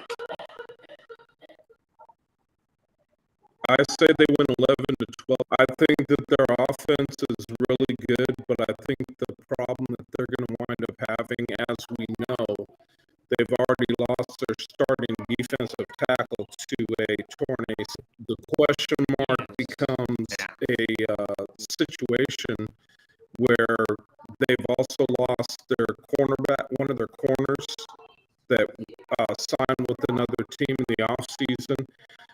And what they were in the past, I think that Dan Campbell can take them so far, but I also think, JP, I fully agree with you.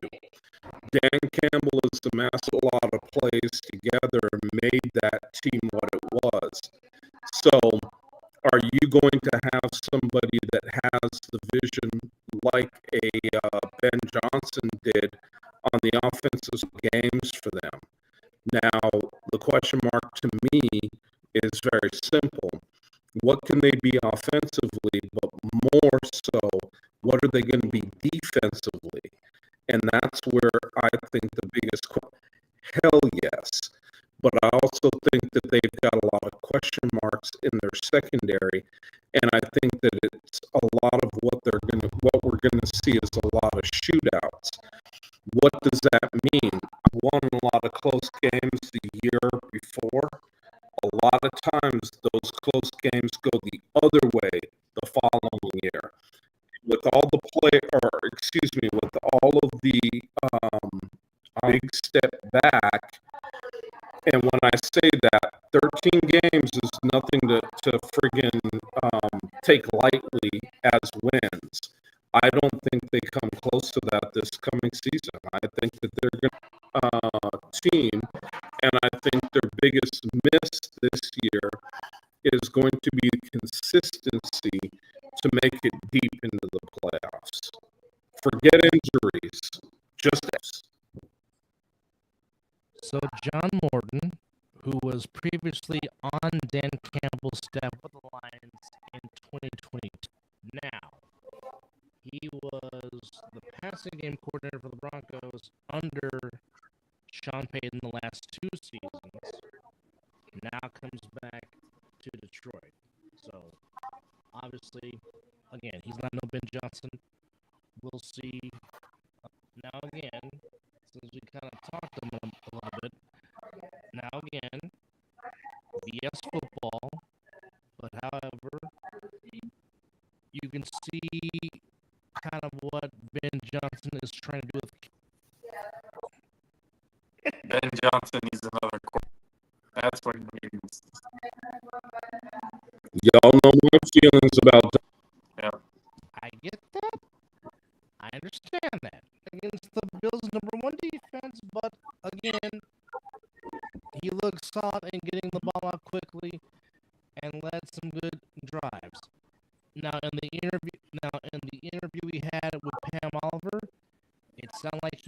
do some maturing this offseason. Decency. Yeah. Now again, All right, he went from a baby to a toddler. Okay. So what are you saying? He stopped painting his nails? No, that ain't stop. I was not paying Stop. He just grown. He grew up. He's got to grow up a whole Oh, shit ton 100%. if they want to make some 100%. moves. You see, there's growth. It's basically from his year 1 to this year. There might be some progression, is what I'm trying to say. Well, but Not enough hold for the on. Bears. We've had a starting quarterback that started as a rookie, as Caleb Williams did.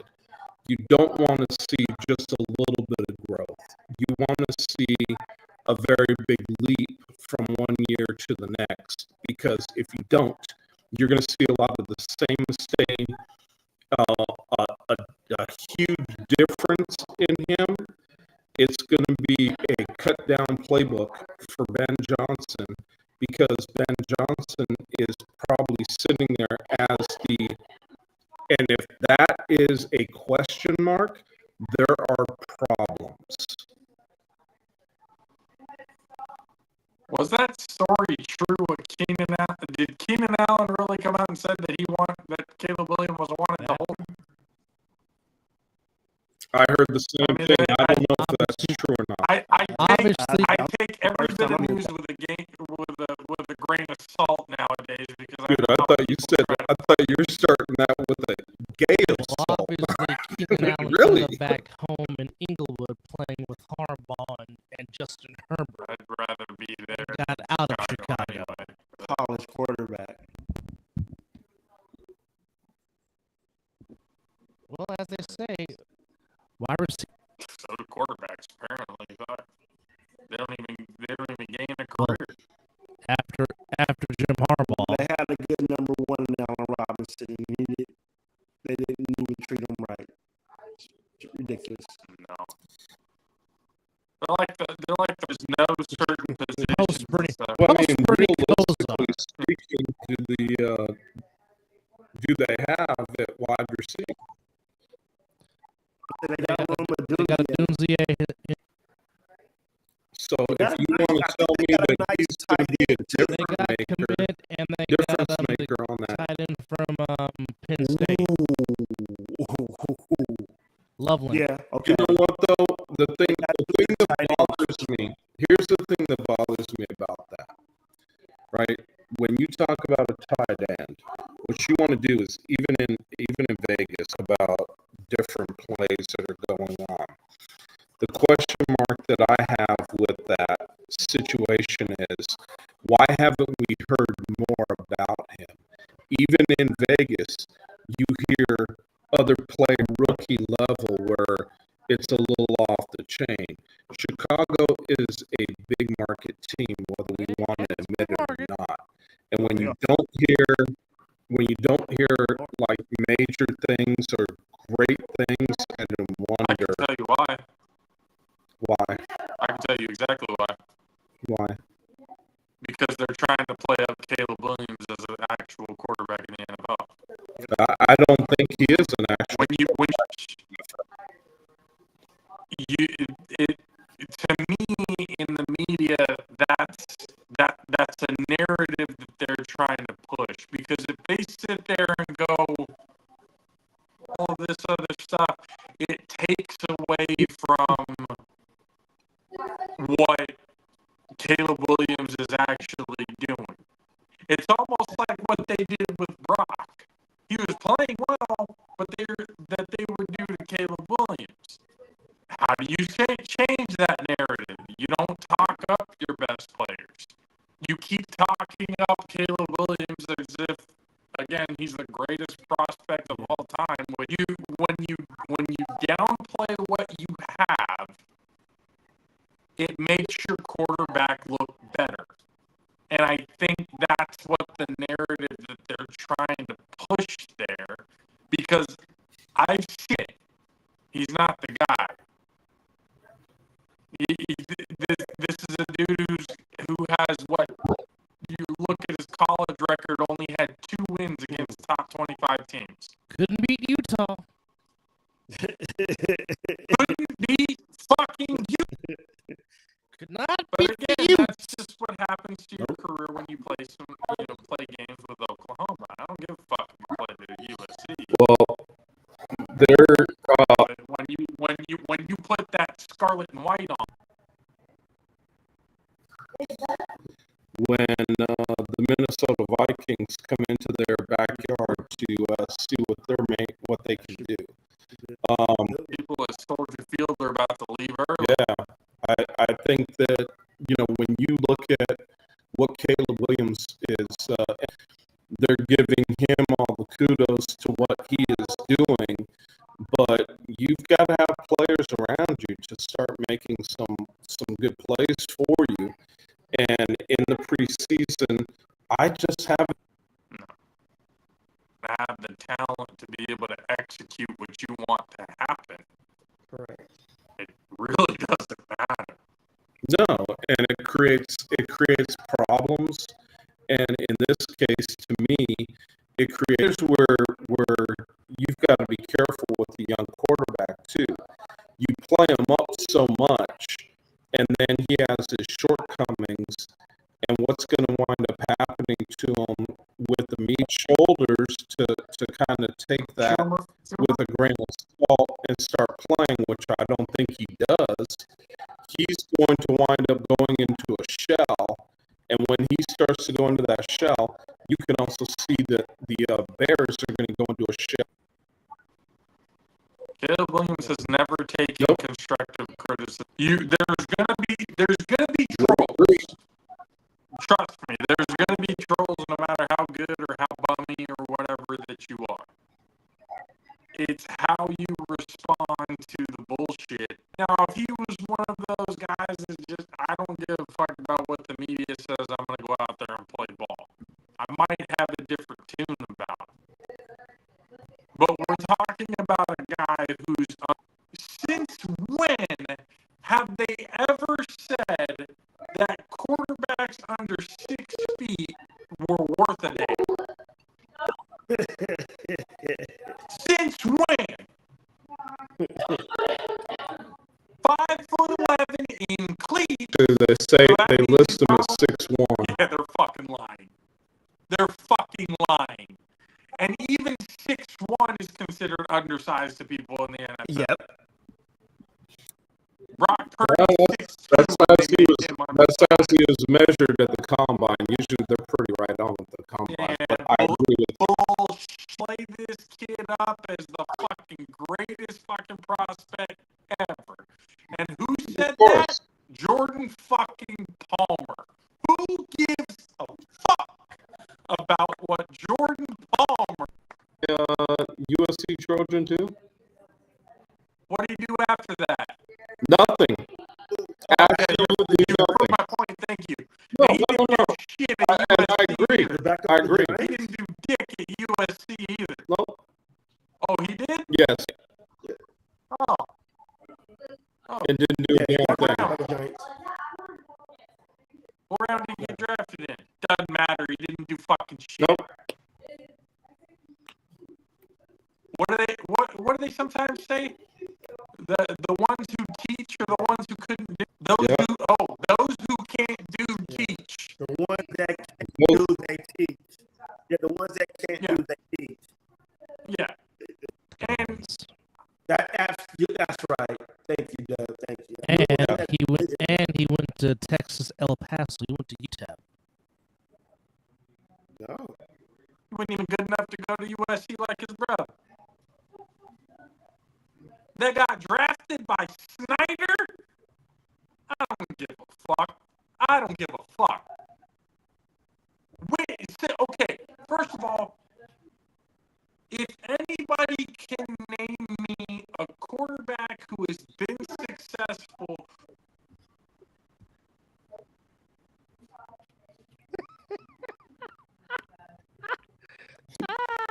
in the comments, anybody, if anybody can come up with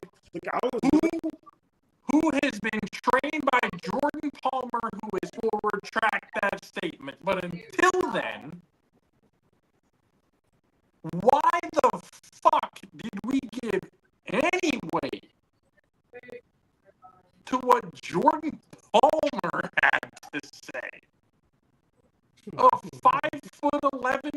quarterback. Oh, he's the greatest quarterback prospect I've ever seen. Well, then you must not have seen any sort of good prospect if you thought Caleb Williams was the best quarterback prospect that you've ever seen. Think about that statement through college and the pros. Caleb Williams was the greatest JP. prospect you've ever seen? JP. Okay, so Jordan Palmer is the founder of the QB Summit in-person line. Listen, listen. Create a fucking program. These are the players that Palmer has tutored: Patrick Mahomes, Patrick Deshaun Mahomes, Watson, Josh Josh Allen, Allen, Sam Darnold, Joe Burrow, Kyle Allen, and Jalen Milrow.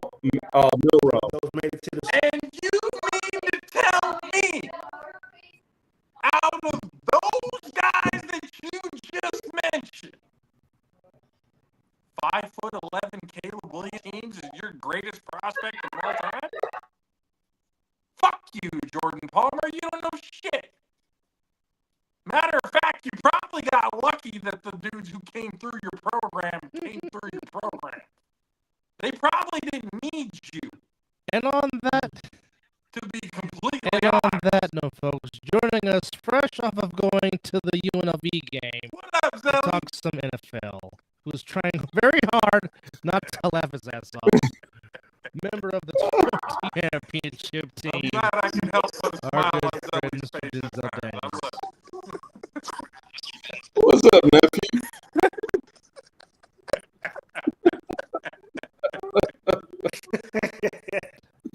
He's got a very strong leg, and he should be the record breaker before the end of the season, Steve. 70 yards. That was fucking. What's up, Jelly? Well, we'll see what How happens. you doing, man? Good to see Hey, brother, good to see you. Yeah. you. He got me So too. how was the game? I left by like third quarter. I got too many shots. Yep. I'm learning that I need to relax and need to stop Oh, you're just learning saying that. the words shot o'clock because Max. All right. Hey, that's enough. All right, Liz. So I know you have two teams that you root for. One being your Yes. hometown Lions, and Yes, one sir. being the John Elways. So, yes, sir. which way you want to I don't get wrong.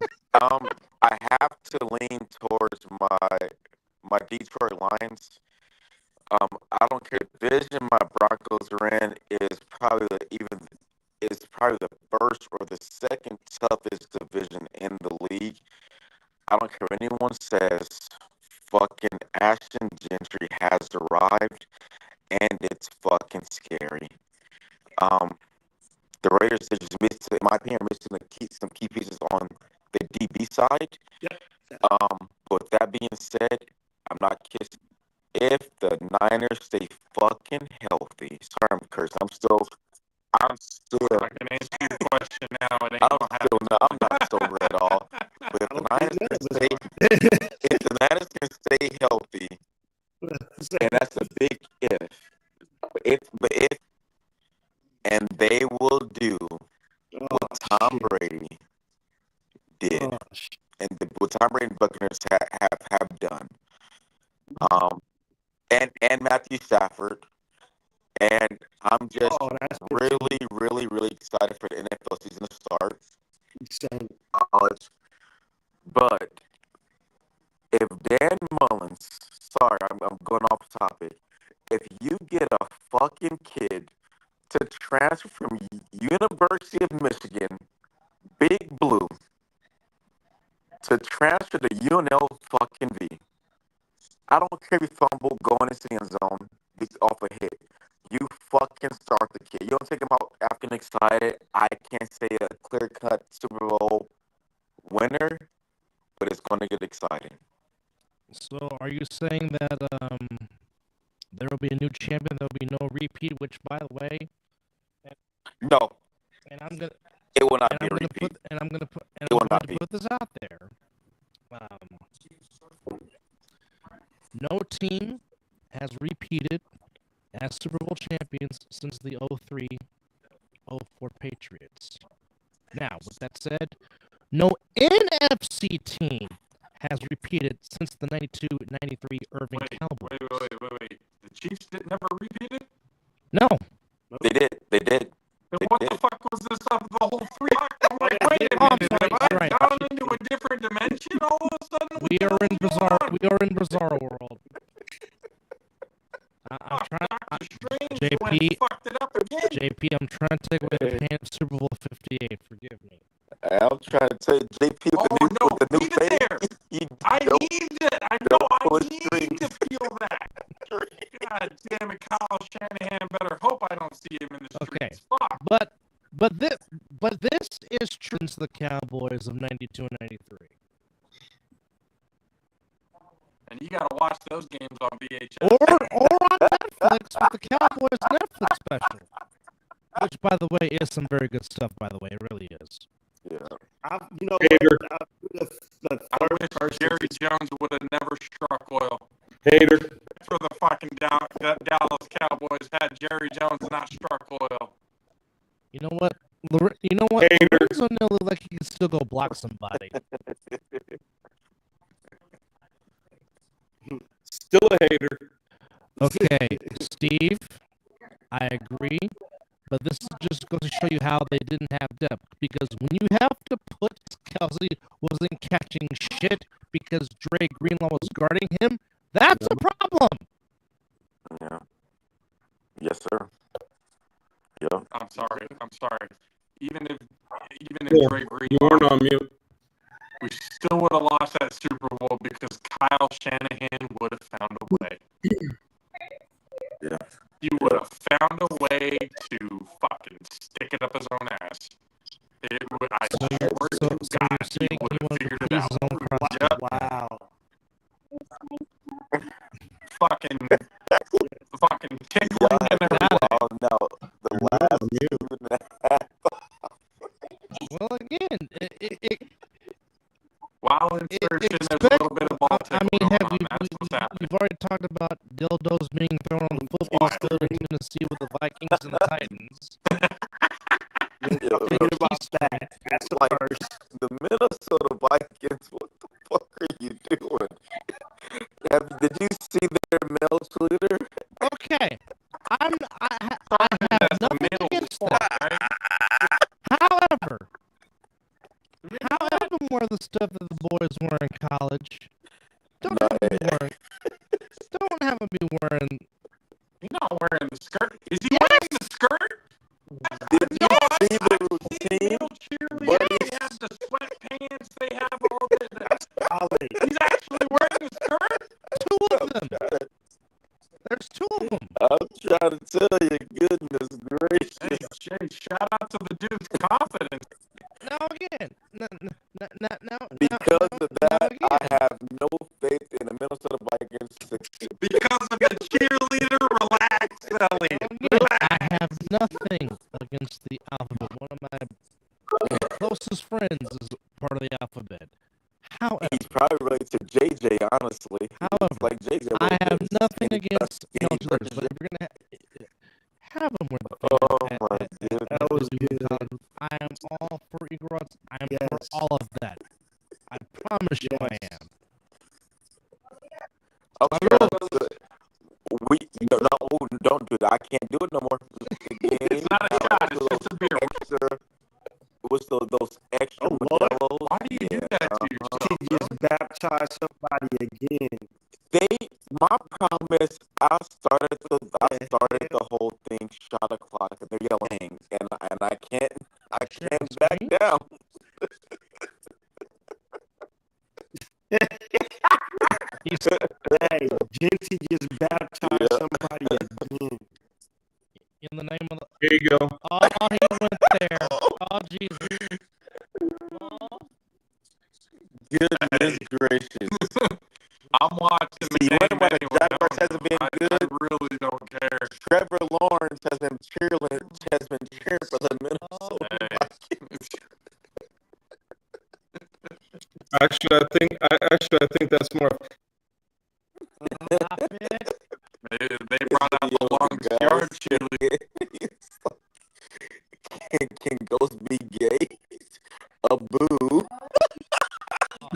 was a great play by Geno Smith. That was great awareness by Geno to keep the play alive. To find Michael Mayer. That's pretty funny. Nice I'm throw, Geno. watch. I have the Bucks and the Bills preseason game on. Shiloh got ejected for throwing a punch. Did he just ruin his NFL career? Did he get cut because of that? Nah, I think He's had a good Tampa's camp. still. Shiloh I don't think Sanders. he gets cut.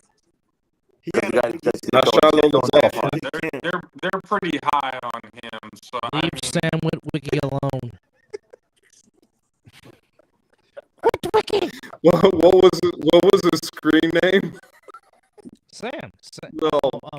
Use a lover boy a whole bunch of numbers.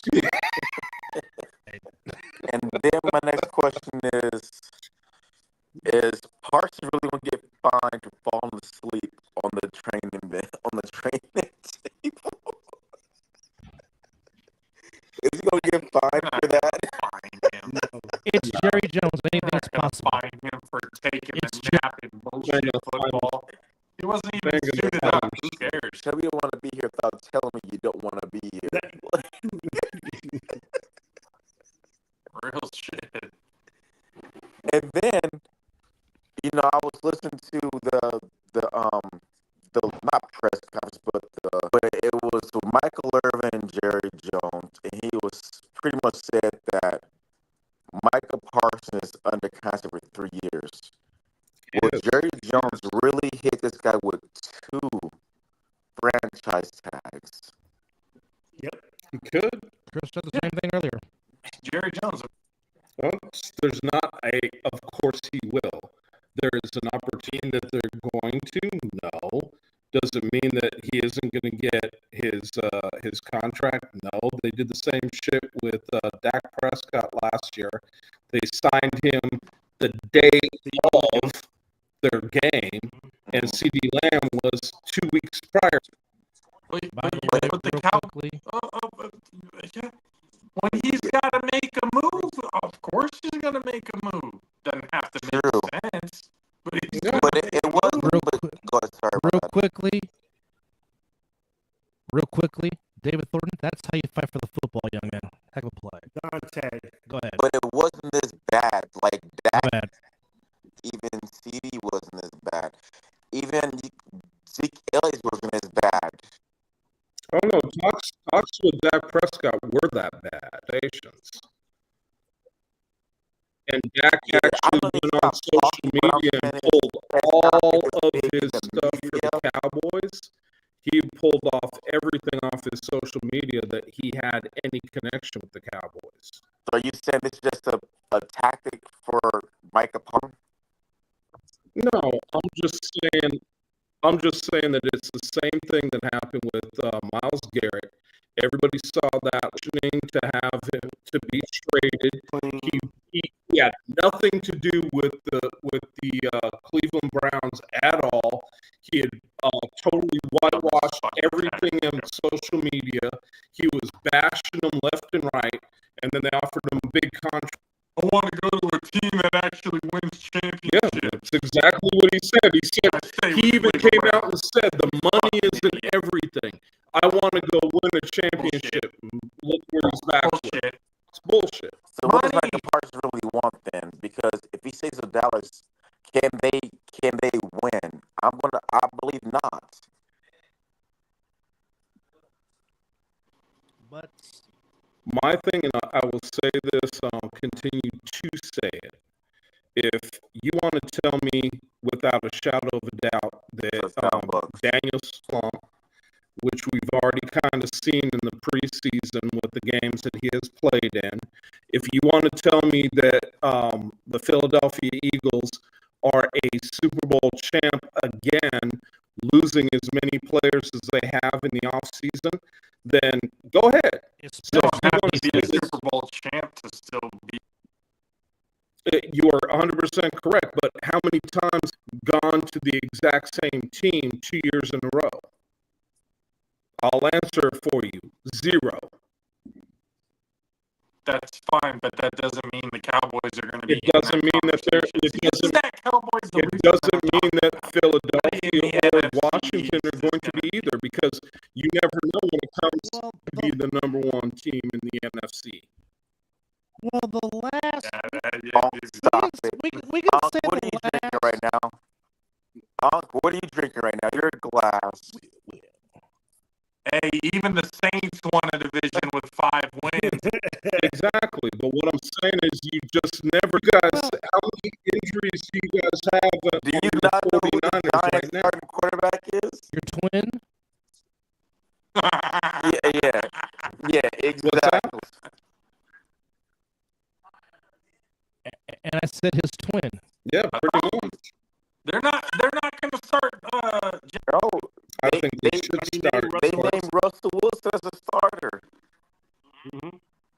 It's true, but what I'm saying is, injuries change. If you have, like, and I'm not hoping for this to happen, but if you have a Saquon go down and a Brown go down for the season, Philadelphia's done. I don't give a shit what you say. They're done. They have no other offensive weapons. If you want to sit there and tell me, oh, well, they still got it last year, look at his fucking stats. His stats aren't shit. Passion. So if not, So you could say whatever you want, and the thing about it is, I had this argument with the dude because he was for George Pickens on the team with Brown. They wouldn't have the stats that Smith had last year. Go look at the fucking stats. Both of those players outplayed Smith last year. Well, They were the ones, though, while Smith was the 2. I think I will say this. It doesn't matter. The fact that Smith should have more than what he has. Plus, if you're going to sit there and say that, JP, which I could understand, I'm not knocking you, but who did Pickens play with last year as a starting quarterback? Talking about George Pickens? No, he was in Pittsburgh. Russ and Justin Fields. And you're going to tell me that those two quarterbacks were good enough to make him a number one receiver, and that Hurts was not as good as wait. Smith had. Smith should have outplayed him. Who said Pickens was better than What's that? Devontae Smith? No, the dude was saying that Devontae Smith was better than Pickens and CeeDee Lamb. I don't know about CD, but Pickens, I can give that. I can give the edge to it. Look up the stats. Pickens was a better receiver than Smith. Pickens was the wide. Okay, you can't. Here's the thing. Okay, hold on. Before you go anywhere, if you're gonna sit there and tell me that Pickens as a number one with no quarterback last year, two quarterbacks platooning, going back and forth as starters, when he had Jalen Hurts and won the damn Super Bowl, and you're going to tell me that Pickens should, because he's the number one receiver and Smith being the number two, that Pickens should be better and have better stats than Smith, I'm going to laugh at you. I think we got to look at targets, in my opinion. We got to get the. And you also got to look at the team. They run the ball damn near more than anybody in the league. You got to put that as a factor to it as well. So let's look at how many yards did George Pickens have last year as the number one, and how many yards did Devontae Smith have as the number two? You can't look that up. Hold on. If it is even 300 yards of each other, Devontae Smith is the better wide receiver. That's a problem. It's not even an argument. It's not even close to being an argument. Because of the fact you got to look at who the Philadelphia Eagles are. That is a run-first team. There's no questioning that. That's not up for debate. So if a wide receiver 2 on a run-first team has a couple hundred yards less than a wide receiver 1, Yeah, that two is better than the one. Yeah, I agree. I feel like the best way to look at it will be this year because I believe CD is the number one receiver on the Cowboys, and I believe They don't even have a number 2 or 3. jumping at CD's the the number 1, 2, 2 and spot 3 on that fucking on that team, possibly. Pickens is a crash out that's probably going to get suspended for 4 or 5 games this year. Devontae Smith had 68 targets for 833 yards. Which is not bad for a run-first team. And what about Pickens? Steelers are run first team too, just so you know. Not even 100, close 103 for 900. What about Pickens? For Pickens. And Pickens was the only receiver they had. Pickens was not the only receiver they had, but okay. Who else did they have in Pittsburgh? Did they have Dante? Yeah. If you got to take Dante, let's I don't count it. No, it was a good receiver. They got Fryermuth. Again, let's be actually St. John's serious. got Carolina. Who on Pittsburgh is complimenting Pickens? No one, in my opinion. And Pickens only had how many yards? 900. Sorry, what was that? 900. Oh, on a shittier run team. Well, let's look at if you want to look at that. Your number one wide receiver for Eagles was AJ Brown. As we know, he had 1,000 yards.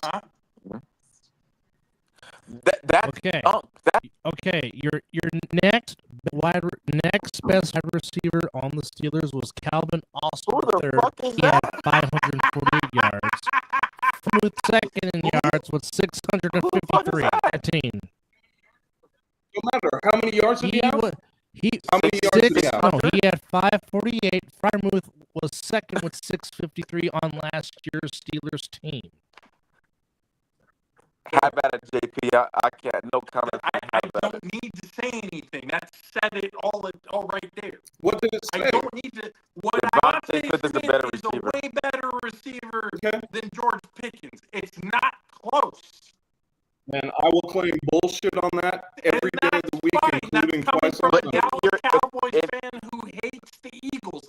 It has nothing to do with me being a Dallas Cowboy fan and hating the Eagles. Because I'll give it, the Cowboys should have picked up Saquon Barkley without a shadow of fucking doubt. He should be a Cowboy. Do I think that he's a damn good player? Yes. I agree that he's a damn good player, but here's the situation. When you sit there and you're going to tell me that George Pickens, who played with nobody at quarterback, still had 900 receiving yards, and you have a Jalen Hurts Super Bowl, and you're telling me Devontae Smith only had 833 yards, yes, I have a problem with that.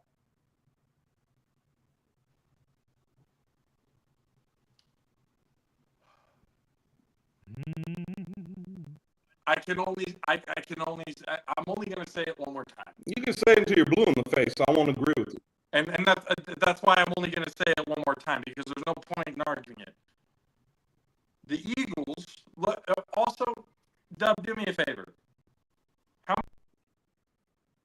This last season, from a season ago, where Devontae Smith had 800, almost 900 yards.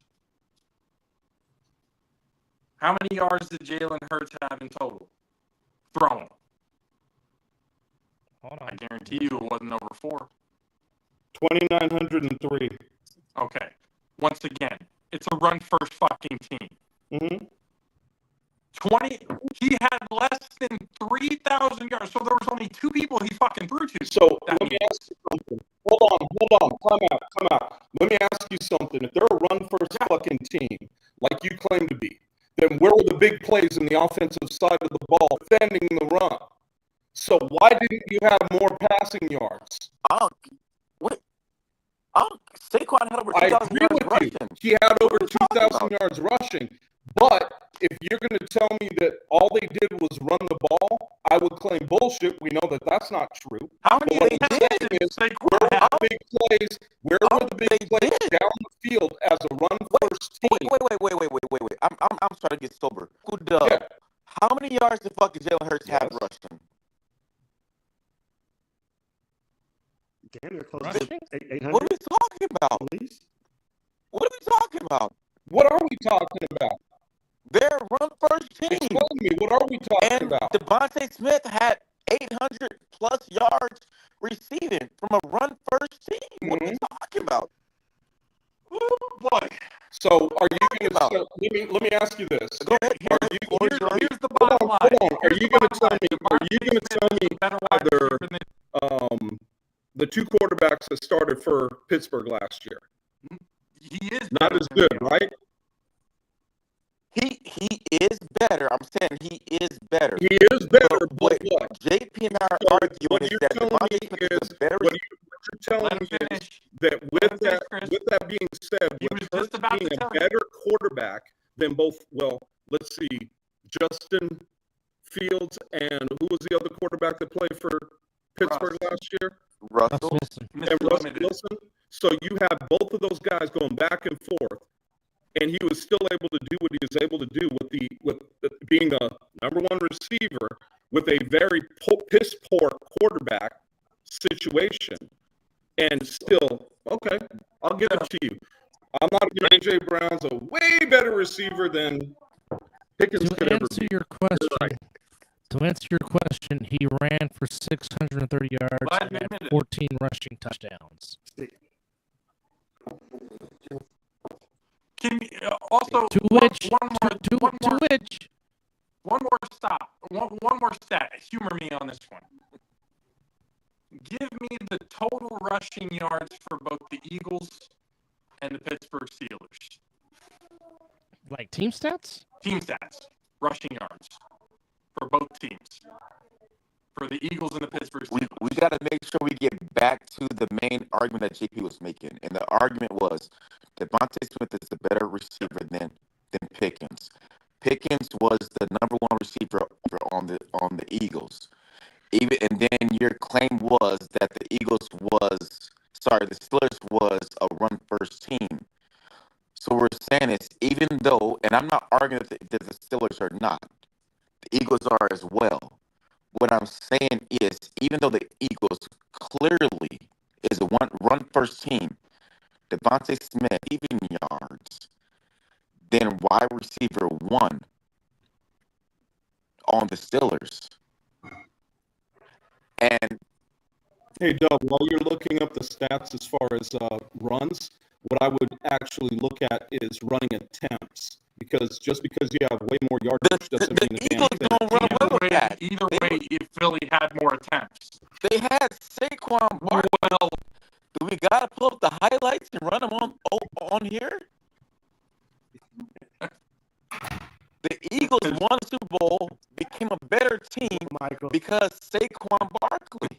there's really no debate. Running the in ball. this. There's really none.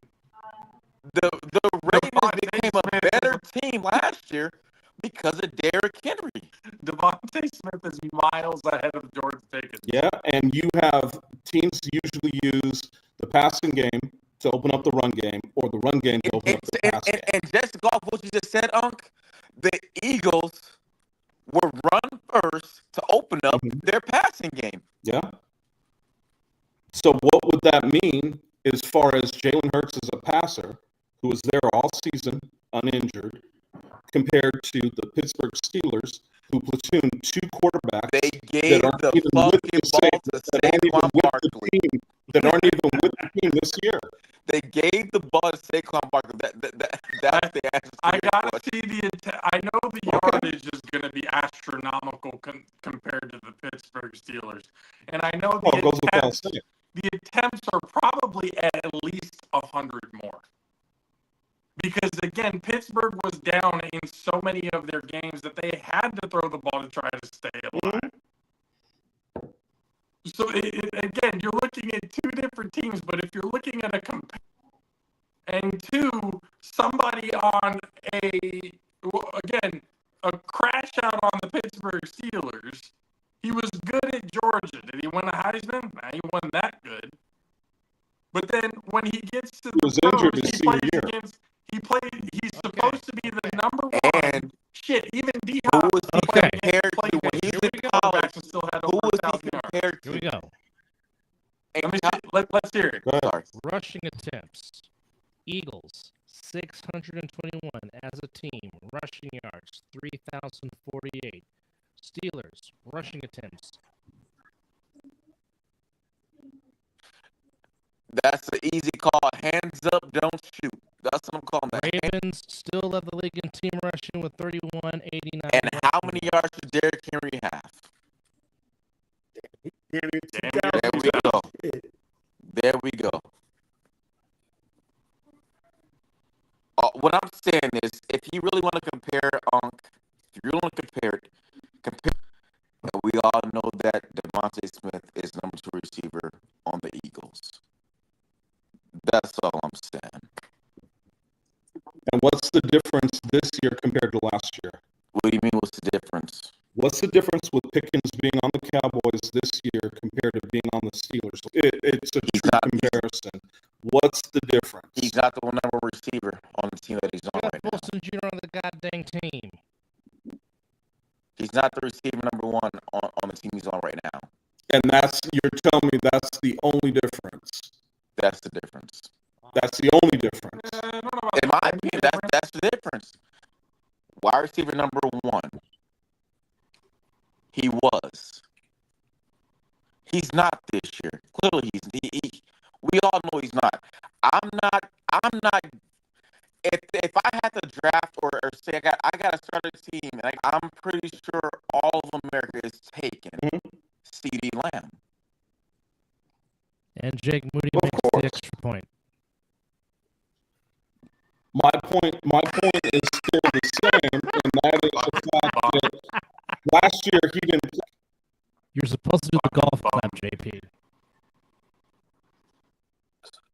So are we going to say because he has a quarterback? I guess we'll see. Like you said, we'll see this year. We'll see this year, right? I'm telling you right now. We'll see. If I'm not going off on a limb. I'm getting sober. I promise I'm getting sober. I will take you to the top of the world restaurant. That's the Strat. No, I'd rather go to Prime. But I'm trying to tell you, Devontae Smith is the better receiver. When they both, we can go on the fucking standard. When they both were in college. Okay. Right now, Devontae Smith is the better receiver. Okay. Even with him being on the Cowboys. Okay. Miss Joe, you can kiss my ass. I ain't that drunk. Here we go. More passion. I told you, there's a lot of passion when it comes to this yearly NFL prediction show, folks. I don't need nothing from Green Bay. Give me Wilson By the way, folks, over Pick. Special thanks to the young prodigy EJ for making this awesome, fantastic banner. That is dope. Do you see Uncle Chris got a hairline? Okay, hairline.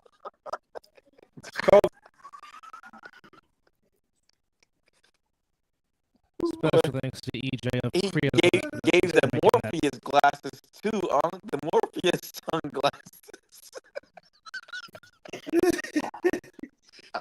Red pill or blue pill? Neither. According to y'all, green pill. Or will it be blue and yellow purple pill? All right. Oh, that's good. So, are we ready to pick our division winners for 2025? Starting in the American Football Conference Eastern Division with the Bills, Patriots, Jets, Orchard Park. Bills.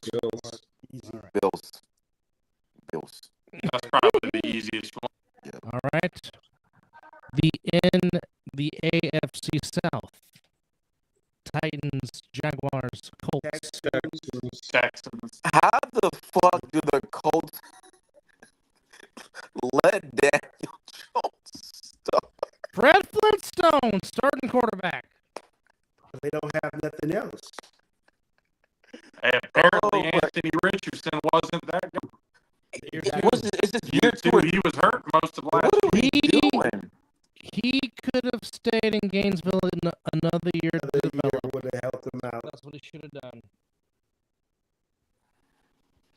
They gotta stop counting on these quarterbacks coming out of college to be the savior. Like they got. Yeah, no, I agree. You're not wrong. You're not wrong. Even though I did pick the Titans, might give them a little run for their money.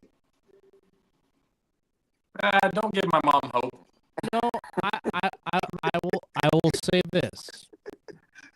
Even though I do not agree with what Cam Ward did in Miami, I will forever have a problem with that. Tennessee, I will give them that credit. Now, what that will turn into, I don't know. But This is Anthony Richardson's third year. Yeah. Second. He was a rookie last year. Yeah. I wish I. No, he was a rookie in Is this 2023. really his third year? I'm looking at this right here. Good. Oh yeah, because did Flacco start his freshman? Goodness, rookie year. Right. Joe Flacco was there his rookie year. Yeah, I think so. Because I'm looking at it right here. It says that he is drafted in He was there in 2023. I think Carson Wentz was the quarterback in Indy. Yep, Carson Wentz. Yep. Because Flacco was coming back to life in Cleveland. He's not developed. He's not developed. And he goes somewhere else. He goes where he can develop. Yeah. Again, they fourth overall pick in 2023. Yeah, because they with that. Anthony Richardson is another that because of the fact that he can throw the ball a fucking country mile, and he's got some speed. You know, he's got the athleticism. They think he's. If you look at his Florida tape, he's really not maybe a third rounder at best, to be honest. The year before he came out, maybe like 2 years before he came out, that quarterback from Navy can't throw. Yeah, but you know what though? This all comes down to what we've seen with the NFL over and over and over, and that is the fact that. And you draft them high. I mean, look at all the players. Look at all the quarterbacks that were taken before Patrick Mahomes. Look at the quarterbacks. Look how late Lamar Jackson went. Yeah.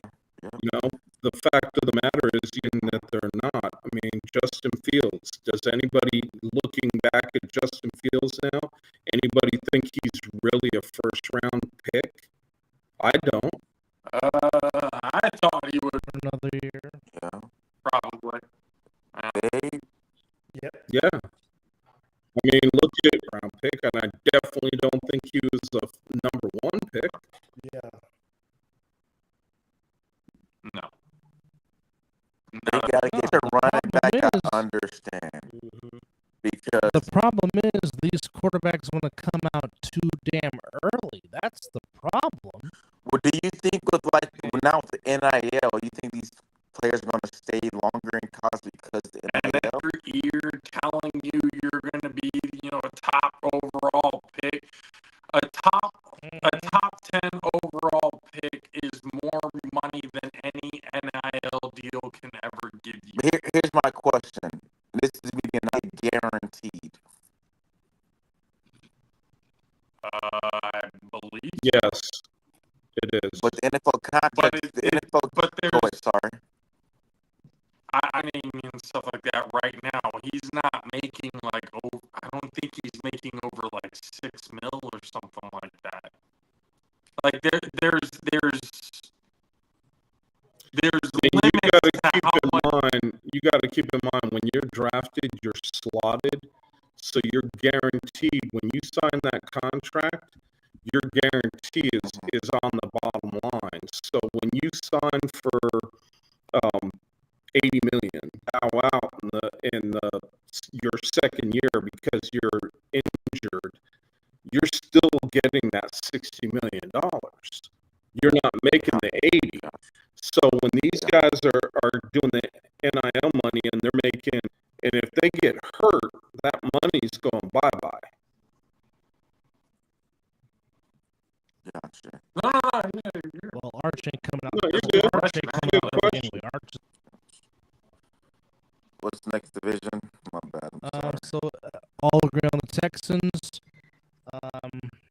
Yes. The AFC North.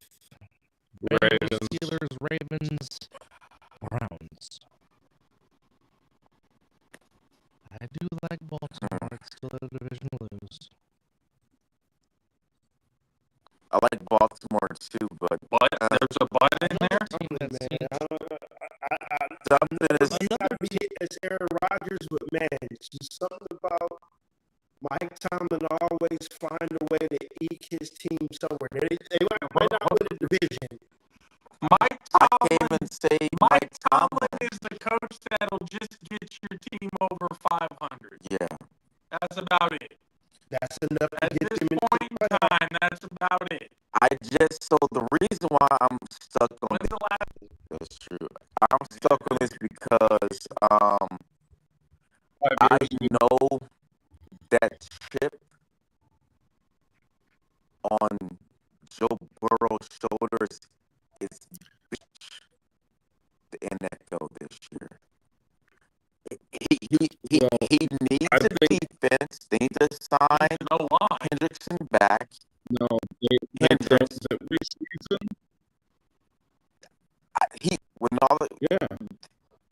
He looked phenomenal. There was the preseason game that I just watched last weekend. He was running around for his life. Yeah. They wind up coming at him. So I don't know that I don't know that they have the offensive line. I agree with you. I think Burrow he's got a chip on his shoulder and he wants to do well.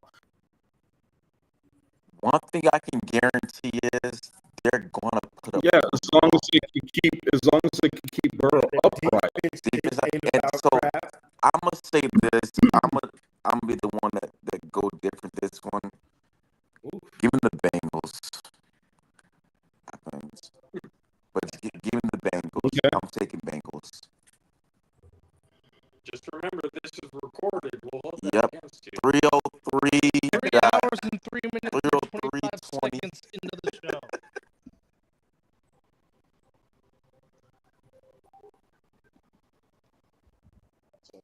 Who's next? The AFC.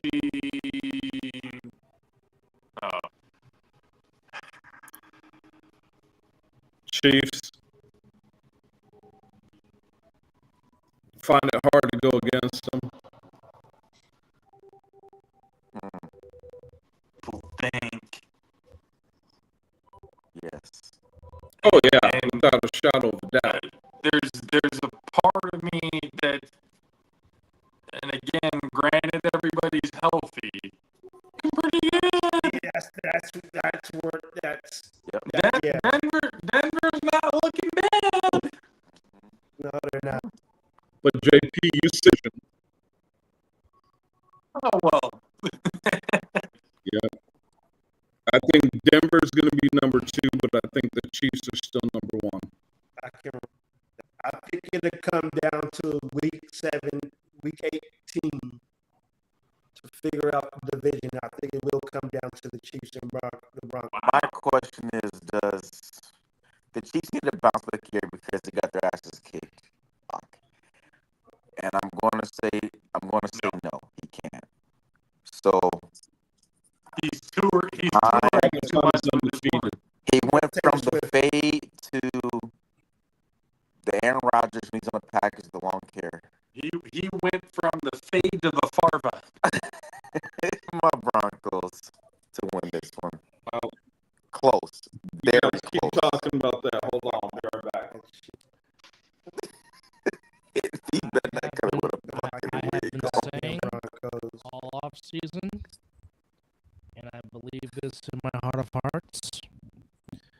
This is the year where all those long playoff runs, because it's happened to my beloved 49ers, it's going to happen to Kansas City. Okay. It even happened to Brady where Brady was being one and done, especially with what the Chiefs lost on the offensive line.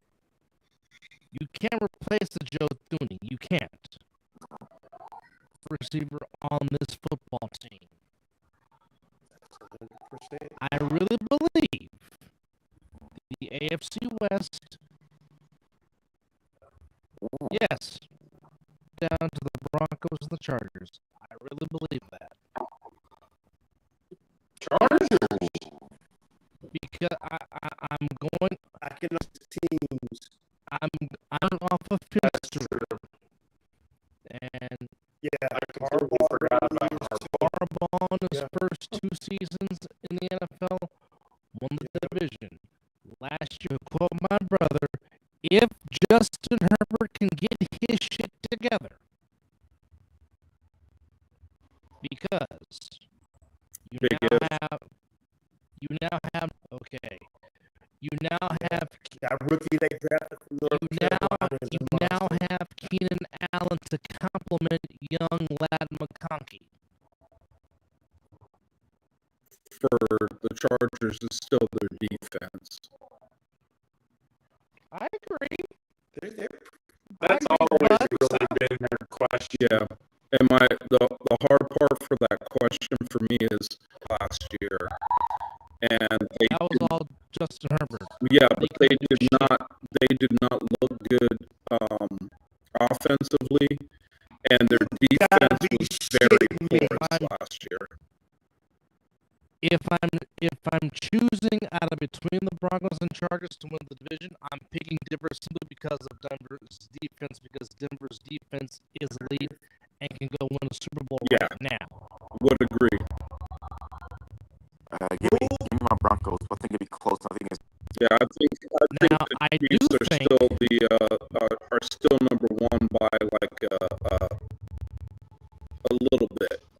Now I do think easily the Chiefs, Chargers, and Broncos can make a lot of those wild cards.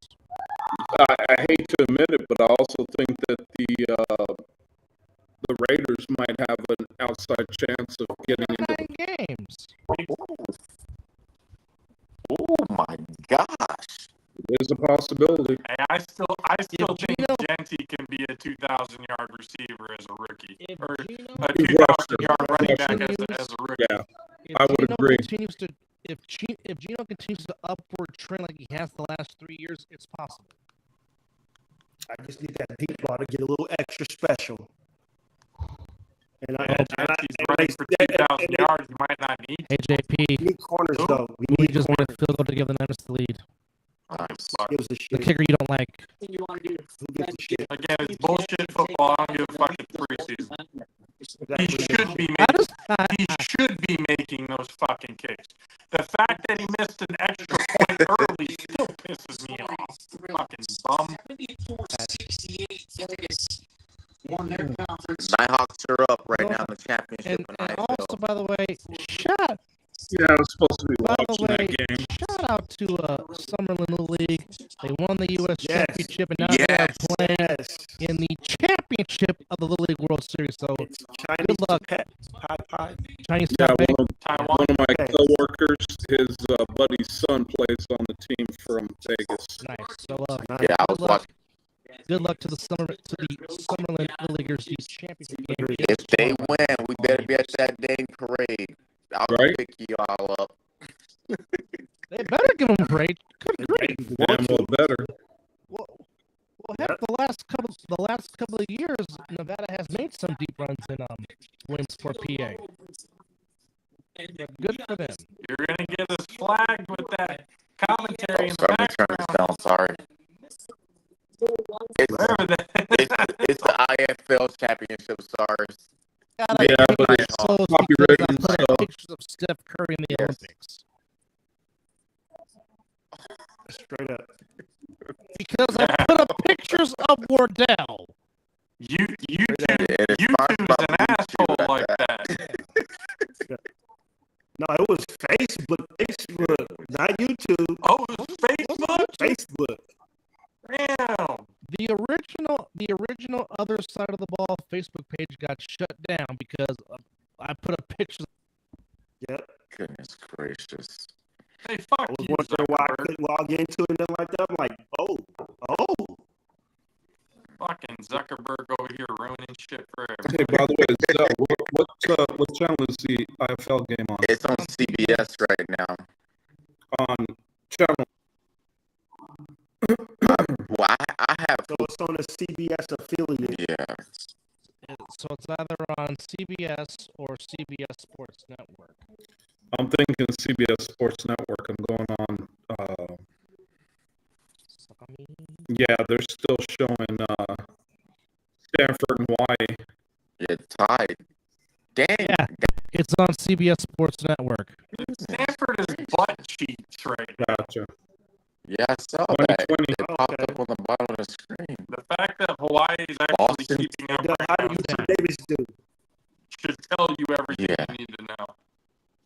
The Boston's won 12-1 against the Yankees. The Yankees suck. When they brought Aaron Bush, Forever and ever, amen. In my they brought back eyes, suck. So where are we going next? Zelly, are you Zelly? What's next? Now it should be in the Are you NFC now, right? Grambling Jackson State game. When is that? Ooh, that's gonna be so good. It is.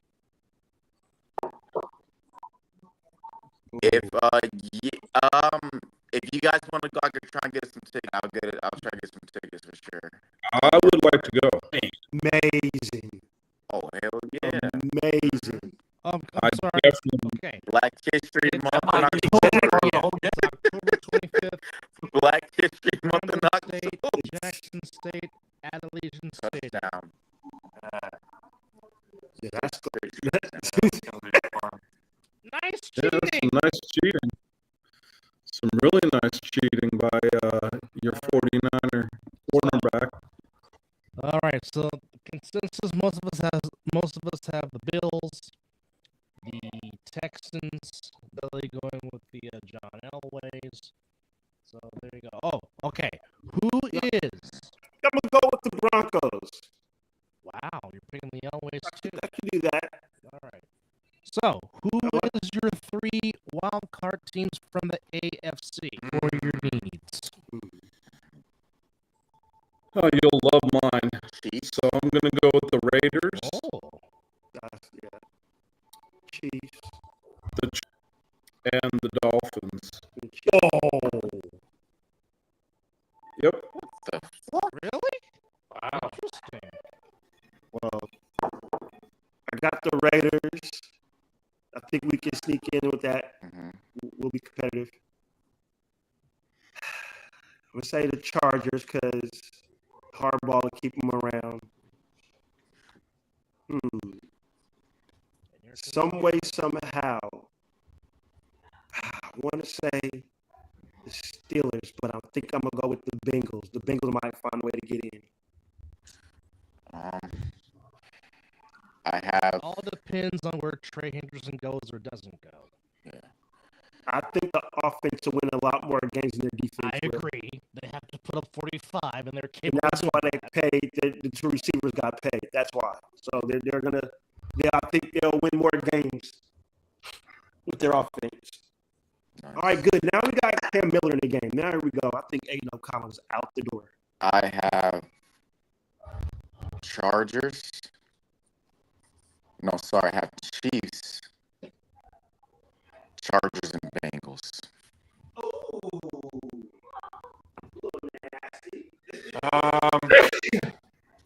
Thank you. What's it? Thank you. I'll go Broncos.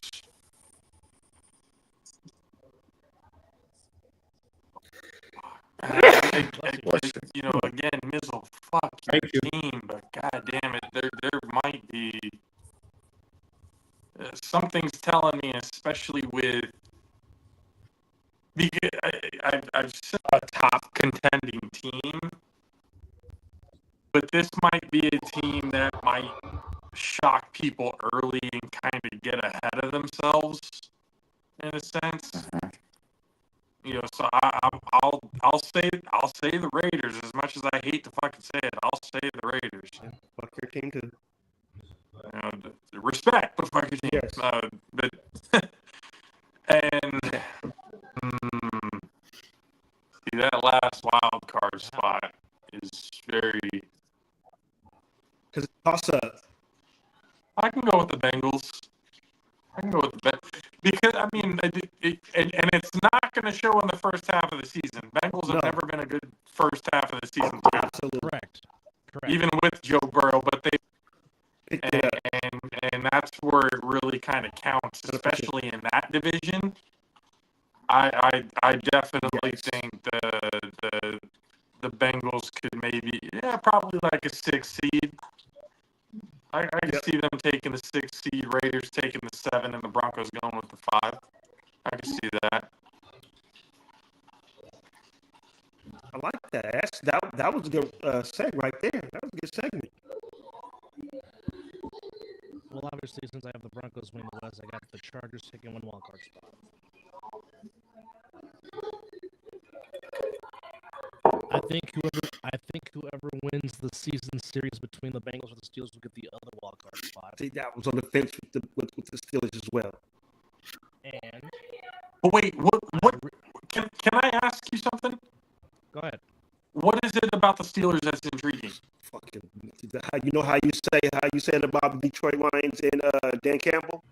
Mike Tomlin is damn near equivalent to Dan Campbell. He'll get him above 500, but which will get them close to. They will be competing. That's why I was on the fence of picking them in the Bengals. But I think here's the thing. Last year's Steelers team had absolutely no business making the playoffs, but they made the playoffs. Again, that's the golden rule: never go against Mike Tomlin. Don't go against Mike Tomlin, especially at home. Exactly. He's got to do better at drafting, but I mean, sure. But he just he's doing the bare minimum best out of his vets. And if Watt stays healthy, Patrick Queen on that defense, then I mean, even if I know about what is, but they got Jalen Ramsey out there playing corner. You know, the defense might be pretty solid. Forgot about DK Metcalf. Yes. DK Metcalf playing wide receiver. Aaron Rodgers throwing him the ball. I think Aaron Rodgers has lost his step. Too. I'm going to do a fucking thing. Aaron Rodgers is going to be the reason why Mike Tomlin gets fired. Fuck that guy. Did you realize I couldn't even say that without a smile on my face? Now, I will say, I really think Week 18, the last game between the Chiefs and Raiders, I think that comes down to the last wild card spot, and the winner of that game gets. Who's it? Chiefs and Raiders? Mm-hmm. Because again, as Chiefs were 15-2 last year. I think the Chiefs are 13-4 this year. Damn, still 13 wins? Yeah. Tougher. The division got a lot tougher. Hey, tougher. JP, it all comes down to what you said before, man. The referees, I mean, come on, they were 15-2 last year strictly because of the referees. If you don't think that ain't gonna happen, I think we didn't set it enough to where it might be. I will say this. So who are you picking up, Doug? The for the final wild card. You said it's gonna come down between the Chiefs and Raiders. Who you riding with? I think I really believe the Raiders will split against the Chiefs.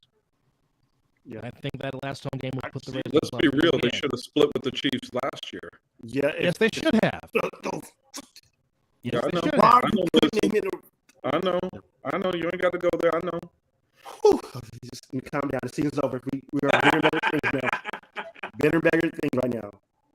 And I rolled for Antonio Pierce. Like I was like, okay, I can see, but then again, when you drop the ball on your offensive coordinator, that's when he was fired right there. Touchdown, Nighthawks. All right, Dub. So you said the Raiders, so we should be off to the NFC right now, right? We are off to the NFC, starting with the NFC East: Eagles, Commanders, Giants, and Chris's beloved Cowboys. Eagles. Eagles. Go ahead, Uncle Doug.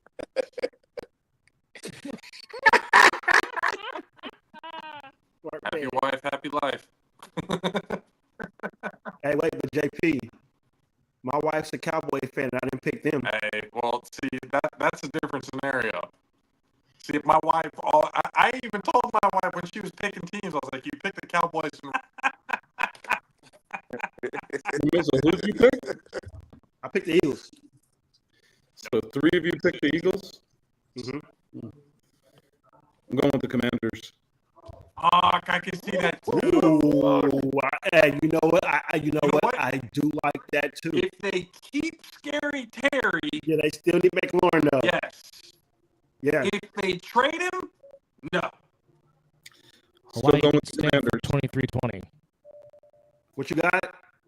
I said Hawaii just beat Stanford 23-20. Holy I'm fuck. not shocked. Wow. Still Damn, going with the Stanford's Commanders. I'm gonna going with the suck this Commanders year, huh? because Eagles. I I'm like sorry. that pick though, Chris. Teams have not. No team has in consecutive years have had back-to-back NFC East championships, except twice. So you're saying the I streak don't see continues? it happening. Correct. I So do, I am do going like with that. the I do Commanders. like that pick. Dub, are you writing these down for everybody? We So have we it. can come back to it at the end of the year. We have it on film. Okay, if you're gonna go back and watch all the film, just to see all our 322? picks, Okay. I remember you that go one. for it. Commanders. But I do like that pick. I do. That's a good pick. I do. That's solid. Because I think the Eagles have to stay very healthy this year, and I don't know that most NFL teams do not get lucky 2 years in a row like that to stay healthy. Very rarely does it happen. So I don't think that they're going to be the team they were last year, especially with 9 players between the offense and defense starters gone. Yeah. Valid But point. I like that pick, but I also agree with JP. If McLaurin is gone, I see that climb uphill a little tough. Debo ain't gonna be able to carry that team. I don't think he will either, but I think they've got other weapons. The McLaurin is the biggest, the biggest one. I still say we picked up the wrong commander. Yep. Dang, Even Trey. though I do think Robinson will complement McCaffrey, but still. But the interesting thing that you guys aren't asking yourselves, why would the Commanders give up the receiver like that if they thought that their other receiver wasn't going to sign back with them? Because you're giving up a weapon that you need if McLaurin doesn't sign back with them. Isn't that almost like trying to get rid of a problem, though? Like a cancer within the locker room? Is he a cancer? Because I haven't heard that. I was just what you just said. I'm just throwing another scenario out there. I look at it more. I don't think if they get rid of Terry McLaurin, it has nothing to do with attitude, being a cancer to the locker room, or it will have everything to do with whether or not they are going to be willing to pay that man contract before an extension. No, he's been in the league at least. He's outperformed his rookie contract. He's past his rookie deal. 6 years. He's not in his rookie deal no more. Was he a first-round draft choice? No. Then he's already passed it because only first-rounders get the 5th-year option. Okay. He's been at least 6 or 7 years. But because of his production and how consistent and good he has been, him and Jaden Daniels are going to fucking tear up the league if they can keep that together. But it's a matter of whether or not the Commanders would be willing to pay him. I don't think they're looking at having Debo on the team as a long-term solution. I don't think so either. And in all honesty, in my eyes, I think it also depends on, for Daniels, it also depends on what he can do in his sophomore year, knowing that there's film out there now on him. Absolutely. And you're going to see teams are going to take away his favorite plays. So it's very interesting to see what happens with that. But the bigger question mark still comes down to the same thing that none of us can predict, and that is key injuries. Because key injuries can absolutely kill a team's success. Even though they want to go with the next man up attitude, it can kill a team's success in a heartbeat. Because if you think about that for a second, if Hurts has gone from the Eagles and or Saquon Barkley's gone from the Eagles, do you really think they're going to continue their winning ways? I don't think so. I think, at least for the Eagles, and even though that they've had success, I'm still... Sirianni has been getting fucking lucky. The He's Eagles been are... on the hot seat. If you think about this for a second, JP, and go back and look at it, the Eagles are an every other year team. That is awesome. They have been for the last 5. Yeah. And so if you're talking about win this season, lose the next, win this season, lose the next, I really think that what we're looking for from the Eagles is actually a down year this year. And that's why I can't. They're going to give away to either Washington. I don't know what the Cowboys can be yet. They have a lot of new faces on that team. I don't know what they can be yet. To piggyback off that, Dub, do me a favor. How often do Super Bowl champions the next year? Because if I'm not mistaken, usually after a Super Bowl victory is not always great. Well, I mean, well, yeah, but it's going to be skewed. Yeah, it's going to be skewed for the Chiefs. But if you look at it just from an NFC standpoint, well, I know for the Rams, when they won the Super Bowl, they made the playoffs, but they were one and done. Mm-hmm. Yeah. Okay. But no, I do like it. I think it will come down to the when the Eagles lost the Commanders for that division title. The Eagles made the playoffs, but got thrashed by the Buccaneers the next season. Mm-hmm. Correct. So there's that. And I really don't. Eagles are going to have a down year, and I really don't know that the Commanders are going to be just watching them in preseason. And yeah, I get it; they're not playing their starters, so I want to see what they come out with when they start. But even with the Commanders, I don't see the same fire that they had last season. Now, does that mean that my Cowboys are going to sneak in there? No. All I'm saying is I don't see the same fire in the Eagles and or the Commanders that I saw last season, but we'll have to see when the season starts. Can they turn it on? Which, Dub, you and I say the Chiefs, which is why, again, I will say that's the Bengals' problem. Fall back down to earth after all these long playoffs because they were trying to do that last year, turn the switch on. And when they needed to turn the switch on, the Eagles said, no, it's going to be all about cheesesteaks at Geno's tonight. But with that said, I'm going to pick the Commanders just because I think that trend of no repeats in the NFC East will continue. Nice. And plus, I can't wait to see the Commanders versions of the Redskins jerseys that are on this season. I think that's a good look. Yes. You know what? I wish they can just go back to that name. supposedly they're talking about it. We'll see what happens. It just seems right. I mean, they got the okay from the natives. The natives sued them. Just all you got to do the same thing that Florida State did. Went to the tribe. Hey, whatever, kick down because you gotta kick down, and just go ahead and get it done. The Commanders just doesn't sound right, man. Just like, just I don't know. Hey, it's better than the Washington fucking football team. Well, that's 100%. But they need to be what they Prince isn't a starter for you guys on offensive line, is he? Prince, no. Okay. Who? No, he's just. Well, no, I'm just He will watching the be at game. this He's rate. down with an injury.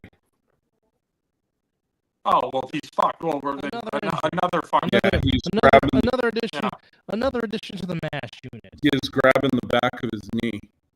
Oh yeah. Yeah. I know what that means. If the card comes out, the season's over. Well, I gotta. Well, no, I'm waiting to not see when he necessarily. comes back. Day is done. All right. 1 or 2 days. Oh, Yeah. this season's So, done. moving on to the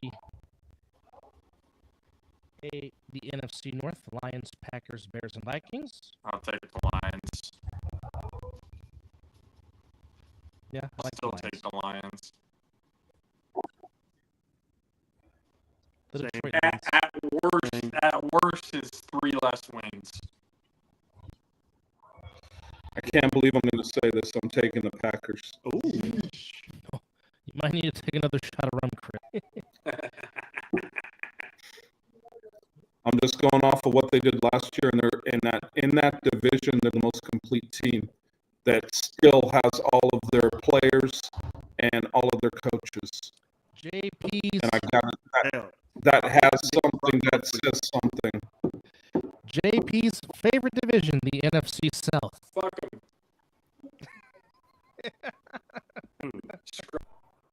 And because it's a scrub F division, the only team that in there that I say is viable is Tampa Bay. Love Yep, you, K, but fuck pretty them. much. Ah, yes. Good old Pretty much. I'm gonna pick Atlanta. I can't. Hey, you know what? I like Can't do that. I actually like He's that. going with pick. the alma mater. Yeah, I'm going with Atlanta. And it's not even because of Penix Jr. No, it's Michael Penix. 100%. I can't remember the tight end's name right now. I think he's going to have a good year.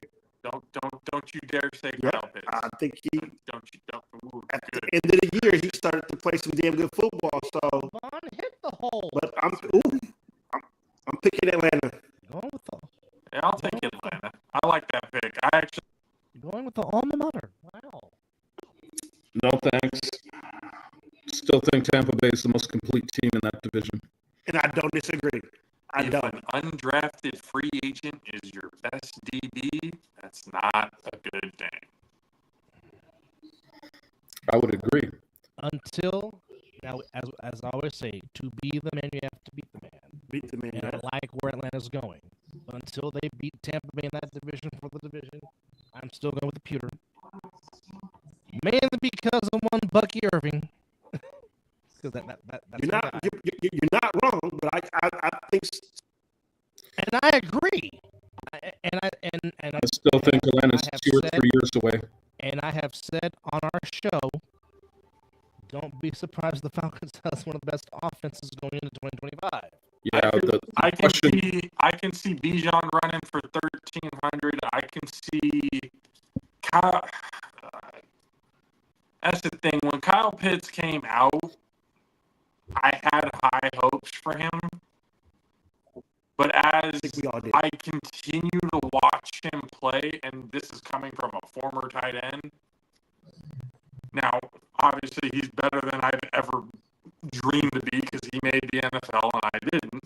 But it just, I feel like if Kyle Pitts made the move to wideout, it'd be a different story. Because he's not what you would call an all-around tight end. You are correct, but the only problem with that is they bump him out to the Y a lot because of his pass catching capabilities. Right. The problem that I have with Atlanta isn't their offense. The problem I have with Atlanta is their defense. That's true. And the problem that their is like suspect. Yeah. I wouldn't call them bottom tier. They're more of Okay, like a low key mid range defense. Agreed, They're not but gonna wow you, but whose defense is better? Tampa Bay? Oh, Or hands Atlanta? down. I mean, it's I mean, especially as of right now, it's definitely Okay. hands Tampa. down. So then when you're talking offense, I would say it's a push between the two. So that's why I have to give the nod to Tampa Bay. Because Tampa Bay is going to lose them games. Let's put it that way. Whereas I could see that happening with Atlanta. Baker Mayfield will lose them games. I agree, but I also agree that Atlanta's defense will lose them games very easily. The offense is going to keep them in it, though. I honestly think none of our picks for this one is wrong. I see valid points for with Tampa Bay. You know, like I said, better defense and stuff like that. You know, when they get Godwin back, you mix that in with Mike Evans, like Dub said, Bucky Irving. Mike Evans Back is he's going to be open. And not to mention the rookie, and not to mention the rookie from Ohio State. And you also got Chris Godwin coming back too. You know, Mike Evans. It's going to be very tough. They're going to be a very tough out, Like I said, and that's why I just can't go with Atlanta over them. I would just say this: if I'd have took Tampa Bay, I'd have put to be in my wild card. I just think the Atlanta might win the division this year.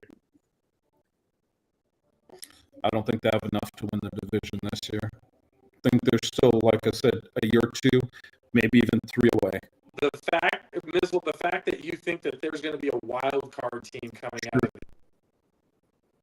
Oh, because the winner of that division will not win Atlanta more and than Tampa 7 Bay games. is going to be fun.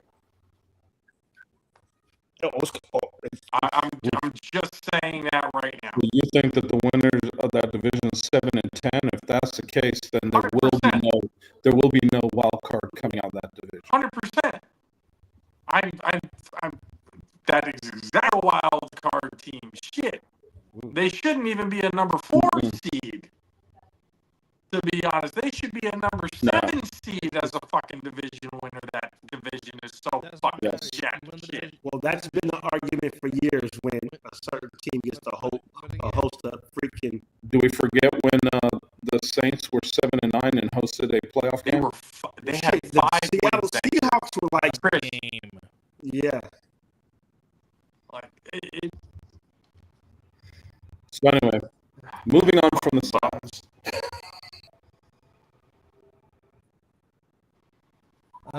We have the NFC West. I was about to say, just rip the Band-Aid. Let's go with it.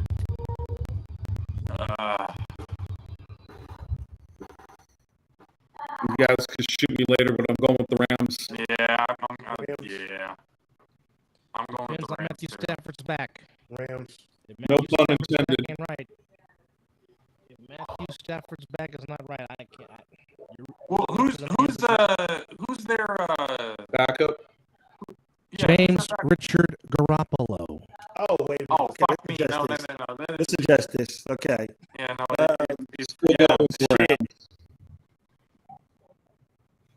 You know, still going with the Rams.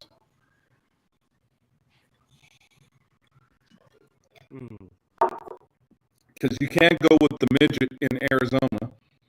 No. I'm thinking him to finish last in the division. You can't go. You can make an argument for Seattle, but I don't think so. I think this could be Rams number 1, 49ers number 2. No. Hell no. Damn, you don't have to trust them in January, but they're going to win the fucking division. They could win. I still think Sam Darnold will see ghosts in Seattle. Do I really have to pick the damn? You don't have to. I'm not. I'm picking the Rams. I mean, with the easiest, one of the like easiest. I said, if Stafford's back was 100%, as much as this pains me to say, I would pick Inglewood.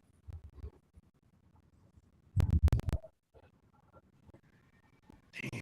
We've got so many injuries, it's hard for me to say it. It's hard for me to pick the Niners when you have that many injuries. And I agree with you.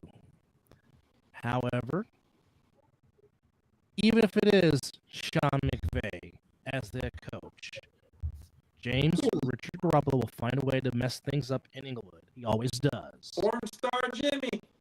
That's why he went out to LA. Okay. I might have to pick the Niners. Okay. Sam Darnold, can you do that for 2 seasons in a row? You're still unproven. You had one good season, but you can instantly turn into Derek Anderson yet again.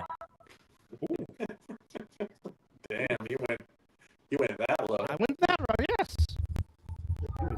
Shit, I haven't heard that you name have that in magical forever. Derek Anderson. Pulled that one out the fucking hat. Right? And Matthew Stafford could wind up playing the whole season. Oh, nice pick. Pick 6 for the 49ers. Number 59, your linebacker. Mr. Robinson. That is correct. All right. 4, What's 606. fuck? It's against the threes. I don't care. Good for him.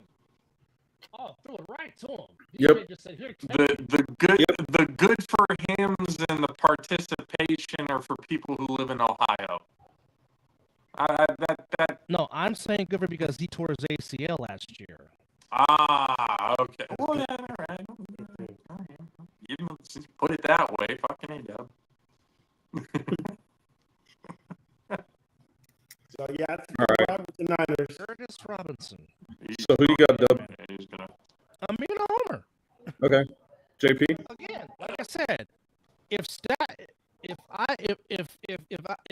in hindsight, if I know Matt Stafford's playing all his games, I'd pick the Rams because the Rams, as much as I hate to say this, the Rams are on the upward trend. They really are. But I mean, like I said, I was a big fan of him at Florida State. Talking about Mr. Verse, I'm not looking forward to seeing that 2 times a year, especially what I saw last year in his rookie season. And he just got done training. And not to mention, And a beast. that too. Yeah. And not to mention, if they do it right, they can have a 2-headed monster at running back with Kyler and Blake Corum. You know who Verse reminds me of? Who's that? I'm talking about a former Ram back in the day who absolutely. But I think Verse is bigger. I was going to say he's a little bit better than Little was. Yeah, well, a little bit bigger too. I think he's probably best him by about 40 pounds. Well, I do see that. Yeah. That he reminds me when I watch Verse play. I'm like, I get fame loss year in and year out. Like that, I look at him and go, man, if the Rams can do right by him, he can be a lifer out there. Yes. Oh, yeah. Verse is one of those players that can play defensive tackle and defensive end. Because of his size. When I saw the Rams drafted him, I said, shit. Yep. Problem child right there. It was the same thing when I saw the Seahawks drafted Kenneth Walker III. Damn it! I got the Rams. The rest of you got the 49ers. Again, I hate to say it, but fucking shit, I really think it may be the Seahawks. I really do. Like they have a good defense. I think with Sam Darnold, look at that. I look at what he did in Minnesota, and I go, you know what? Like this, Sam Darnold can be. Now, is he what you would call like a top 5 franchise quarterback type of guy? No. Like I'm not going to sit here and put him in that category. But he's more than capable of winning you at least 9 to 10 games. At what they But have, do you think that's what enough to win the division? it could be, and the only reason why I see West, I look at 4 injury-ridden teams right now. It's kind of a toss-up. Valid point. Whoever can be the healthiest team out of the NFC West is going to win the NFC West. And right now, the healthiest team in the NFC. Here's the only question I have with the Seahawks. Who else is going to get the ball to complement Jackson, Smith, and Jigba? Because you don't have Tyler Lockett. He's gone. He's in Tennessee. You don't have DK Metcalf. He's in Pittsburgh. So other than Jackson, Smith, and Nigba, who's gonna be his complement? That's the question. That's the question I have with the Seahawks. I know who he is, but again, my question is, with Sam Darnold, can you do this for 2 consecutive seasons? Or will the pumpkin strike midnight like it did for Case Keenum, like it did for Derek Anderson? Will it strike midnight? It very well could, but I think if we were having this conversation, I would be like, yeah, no, Sam Darnold's not even close to being capable enough. But right now, it's I think he can be good enough to, because when you look at Seattle, historically speaking, they could be very different this year, but historically speaking, they lean more on the run than they do the pass. Seattle does. And I think Yes. when you have for Sam Darnold, he's one of those quarterbacks that if you can have, a just above average run game to kind of, he doesn't have to throw the fucking ball 30 plus times a game, he can be effective. He's an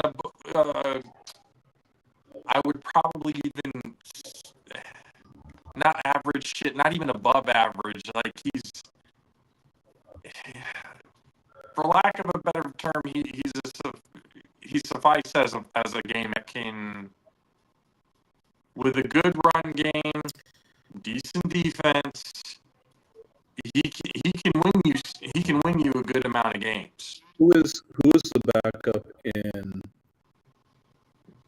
Seattle? LA? No, in LA. With the Rams. Jimmy C.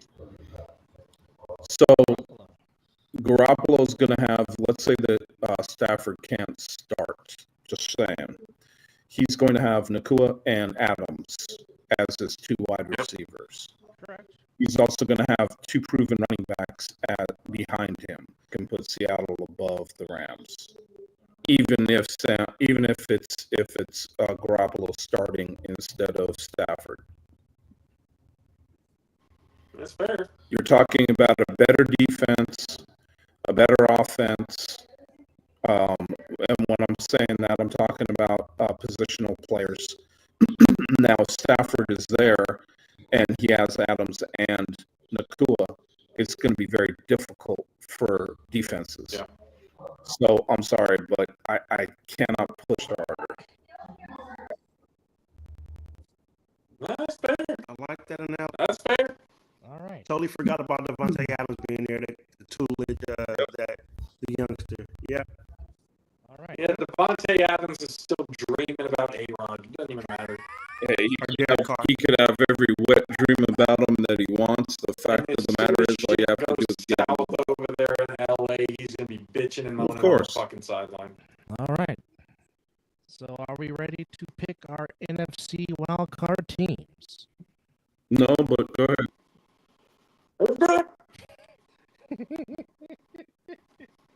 Let me see. Seattle. He's got one. Oof. Damn. Ooh. don't know after that.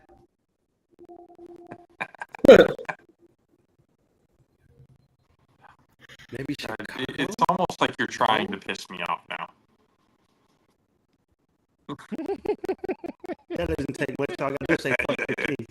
Well, see, that doesn't even piss me off as much because I know the banter behind that. You guys, I know. you guys are gonna hate me for mine, but go ahead. But Seattle, that's Packers.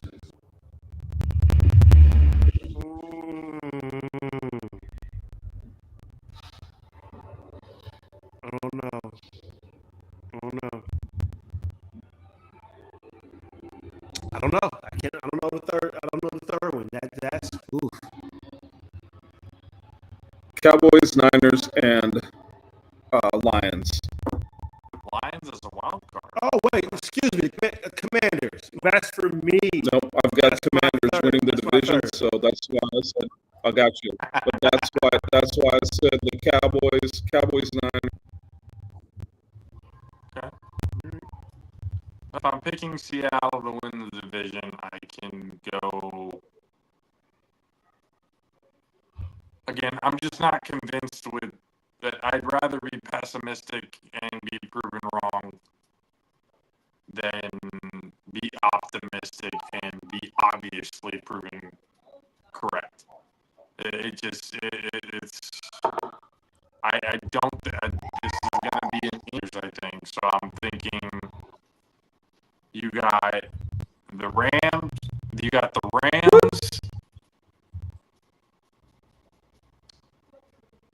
I can put the Commanders. And because they're one of those consistent teams year in and year out, I'll say the Vikings. Oh, I'll put the Vikings in there. Slowly put the Vikings in there. I'm not necessarily sold on Green Bay just yet. You know, I think they still have I'm not either, but I would rather go with Love over a rookie quarterback in JJ McCarthy. Yeah. It's more of the consistency fact who's behind center, but yeah, I got you. because for me, it really doesn't matter who's behind center. That team seems to be fucking in the hunt damn near every year. Well, if that's the case, then I have to go with the Packers because the Packers have gone to the playoffs.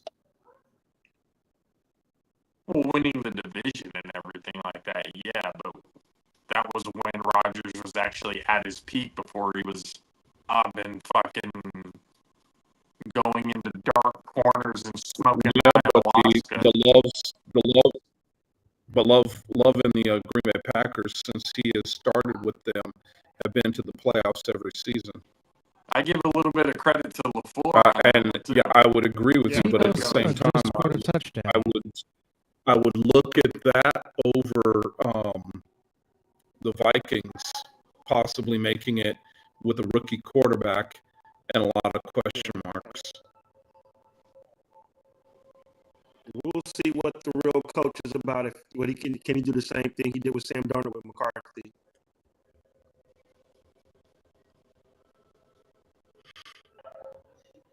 Because unfortunately, it's his drive leg. So that is going to be a question mark that will be with him all season. Yeah. Come on, Chip, cut the rookie out. Let him get loose. Good job, Tariq. Dub, who did you pick? I didn't pick it. I was waiting for Chris to finish. Okay. Wild card teams: Rams, Falcons, Eagles. Rams, Falcons, Eagles.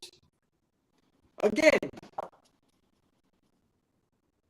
I don't think there will be. Dub just Well, I didn't pick one. Yeah, it's my pick, and if I'm wrong, I'm wrong. I think there's a win in this one. But I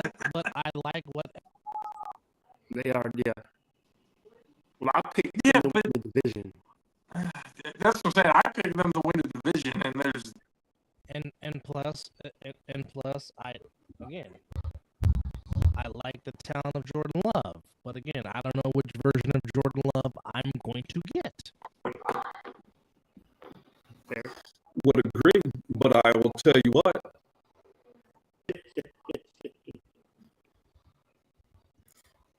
And that whole division. can't really argue on that. And that whole division.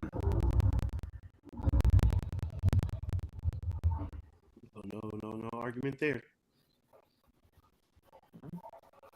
All right, so what we got? What NFC?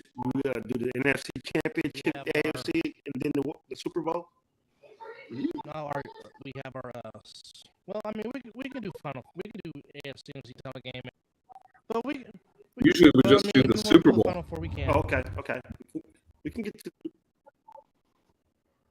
It's up to the panel. I'm good either way. Doesn't matter to me. Okay, so.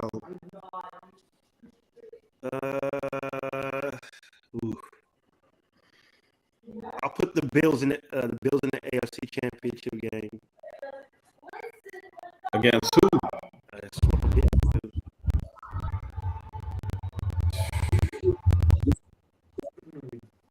I'm gonna say the Bills and Ravens in the AFC Championship game. That's exactly what I was gonna say. That's not a bad. I'm not knocking it, but that's kind of a safe pick. There's really. Unless you throw the Texans in there, that's about the only one I can see that can kind of. I don't think that the Texans are gonna make it. I'm still like not letting people forget that motherfucker was in MVP conversation his rookie year before he got hurt. Yep. Yeah, but he didn't look it last year, and I don't know what he's going to be like this year, so I can't put them in the championship consideration. I've got to go with the Buffalo Bills and the Ravens. Yep. All right, what you guys got? AFC title game, Bills and Denver. I got the Bills. Ooh. I got the Bills. I just have a hard time. Damn. Oh, yeah. Okay. Yeah, I got the Bills. I just can't put Denver in there. I think they're still a year or two away.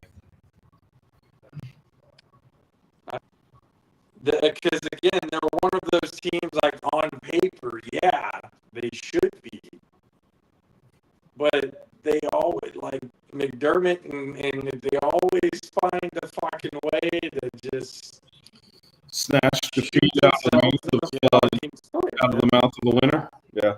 They should have beat Kansas City. I mean, coulda, shoulda, Coulda. woulda. You see? But that's why I think I got them this year. Oh, damn, I've been there. What they're showing on TV right now?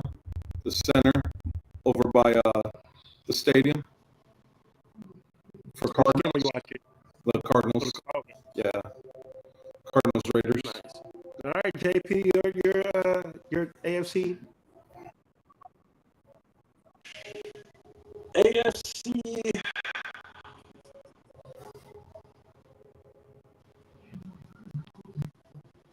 No, big toss-up.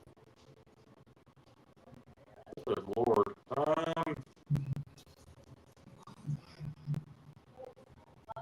I gotta put Baltimore in there. Yeah.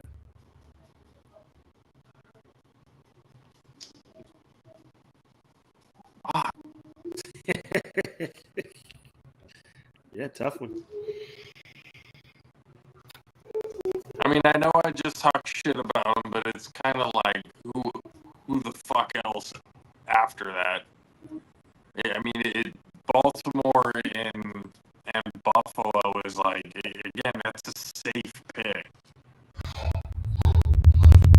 Yeah, I'm gonna go. I'm gonna have to go with that. I'm gonna have to go with Buffalo, Baltimore, with Baltimore edging it out making it to the Super Bowl. I think Lamar finally gets over the hump. I've always said this about Lamar Jackson, and that kind of depends on what people's definition of regressing is. But since Louisville, every single year, he gets better and better and better, and he's proving the doubters wrong every single year. But he's been consistently getting better as a passer every year. So I'm looking at him going like, it's only a matter of time before he just breaks out and finally gets over the hump and gets to the Super Bowl. Yeah, so I mean, I'm thinking, and if this is the case, Do you remember how Kansas City beat them? Do you remember how Kansas City beat them? But again, What they do? It's years prior compared to getting better. Getting better now. I'm looking at Lamar. He might have another MVP season this year. I don't doubt that. And if he does, I can definitely even then I'm looking to go against Baltimore in the AFC right now because it's just that team is just, and I still say it because I've yet to see I've yet to see them really get anybody unless somebody considers who they have now as a wideout one, but they're one wide receiver, one legitimate elite receiver away from lighting the league on fire, and nobody. They just need that number one. Mark Andrews can only be your number one target for so long. He's not guaranteed. Exactly. He's been that number one for them so long. He's been getting his ass busted the entire time. Yep. So who do you guys have for NFC? Well, Doug didn't do his AFC. Oh yeah, that's right. Doug, who do you have for AFC? Oh, that's right. You did say. So who you got going to the Super Bowl? Okay, there we go. All right, NFC. Well, we didn't say that. Well, I picked the Bills to get to the Super Bowl. JP just said the Ravens. Yeah, I'm going with the Ravens too. All right. 2 Bills, 2 Ravens. Someone kick us off with the NFC. I'll do it. All right. You guys will love it. Yeah, I know. Rams and Reds and Commanders.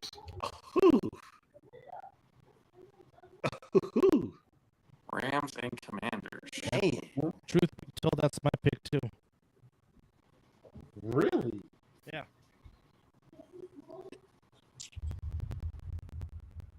I'm gonna do Lions and Commanders.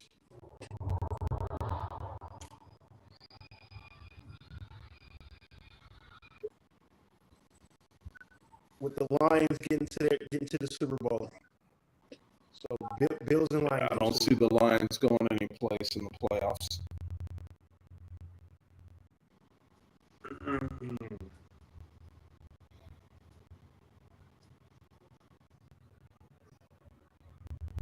JP over there having It's just. There was a lot of movement this offseason. There was.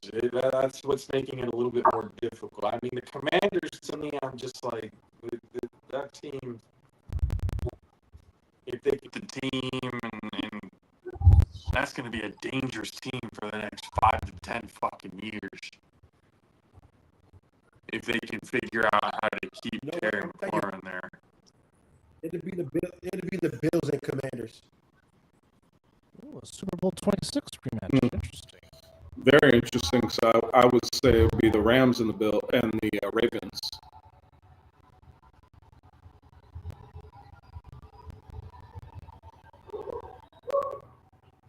Yeah, I can.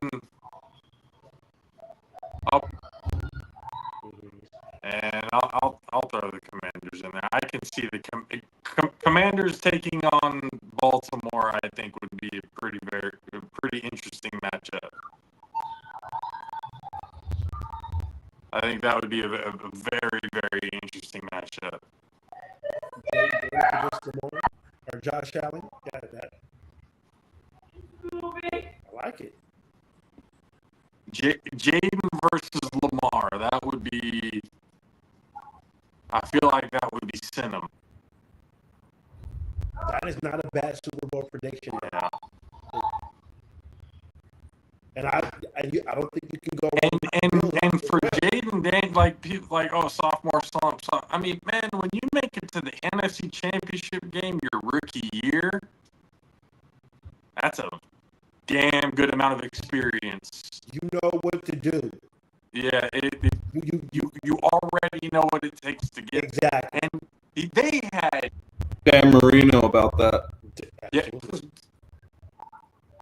You know, so they had no business being there, but Jaden Daniels just figured it out, and he figured the NFL out quick. So it's that's why Washington didn't give up the pick. They were offered a haul because a lot of teams want to come up and get Jaden Daniels. So kudos to them for holding up to that pick. Yeah, that's what I'll go with. I'll go with a Jaden Lamar Super Bowl. That's what I'll go with. I like it. And then if we're going to pick the finality of that, Lamar will finally get his Super Bowl. And not only will he get a Super Bowl, but he's going to end the year with 2 MVPs.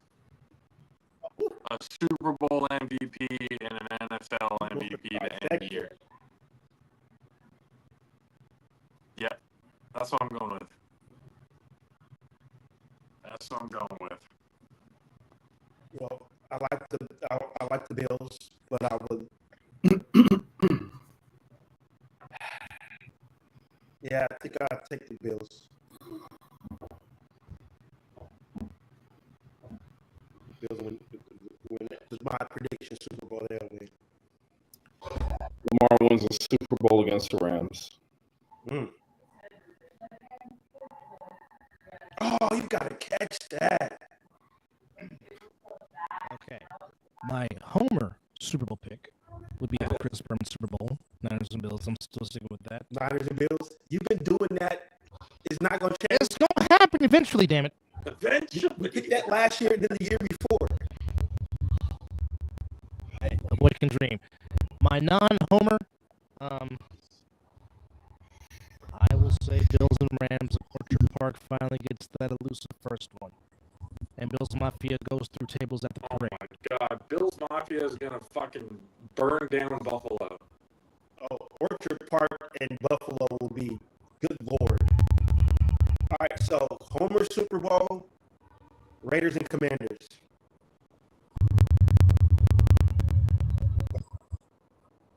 Just because I'd like to see that Super Bowl where Marcus Allen did the reverse on the Skins. Homer Super Bowl?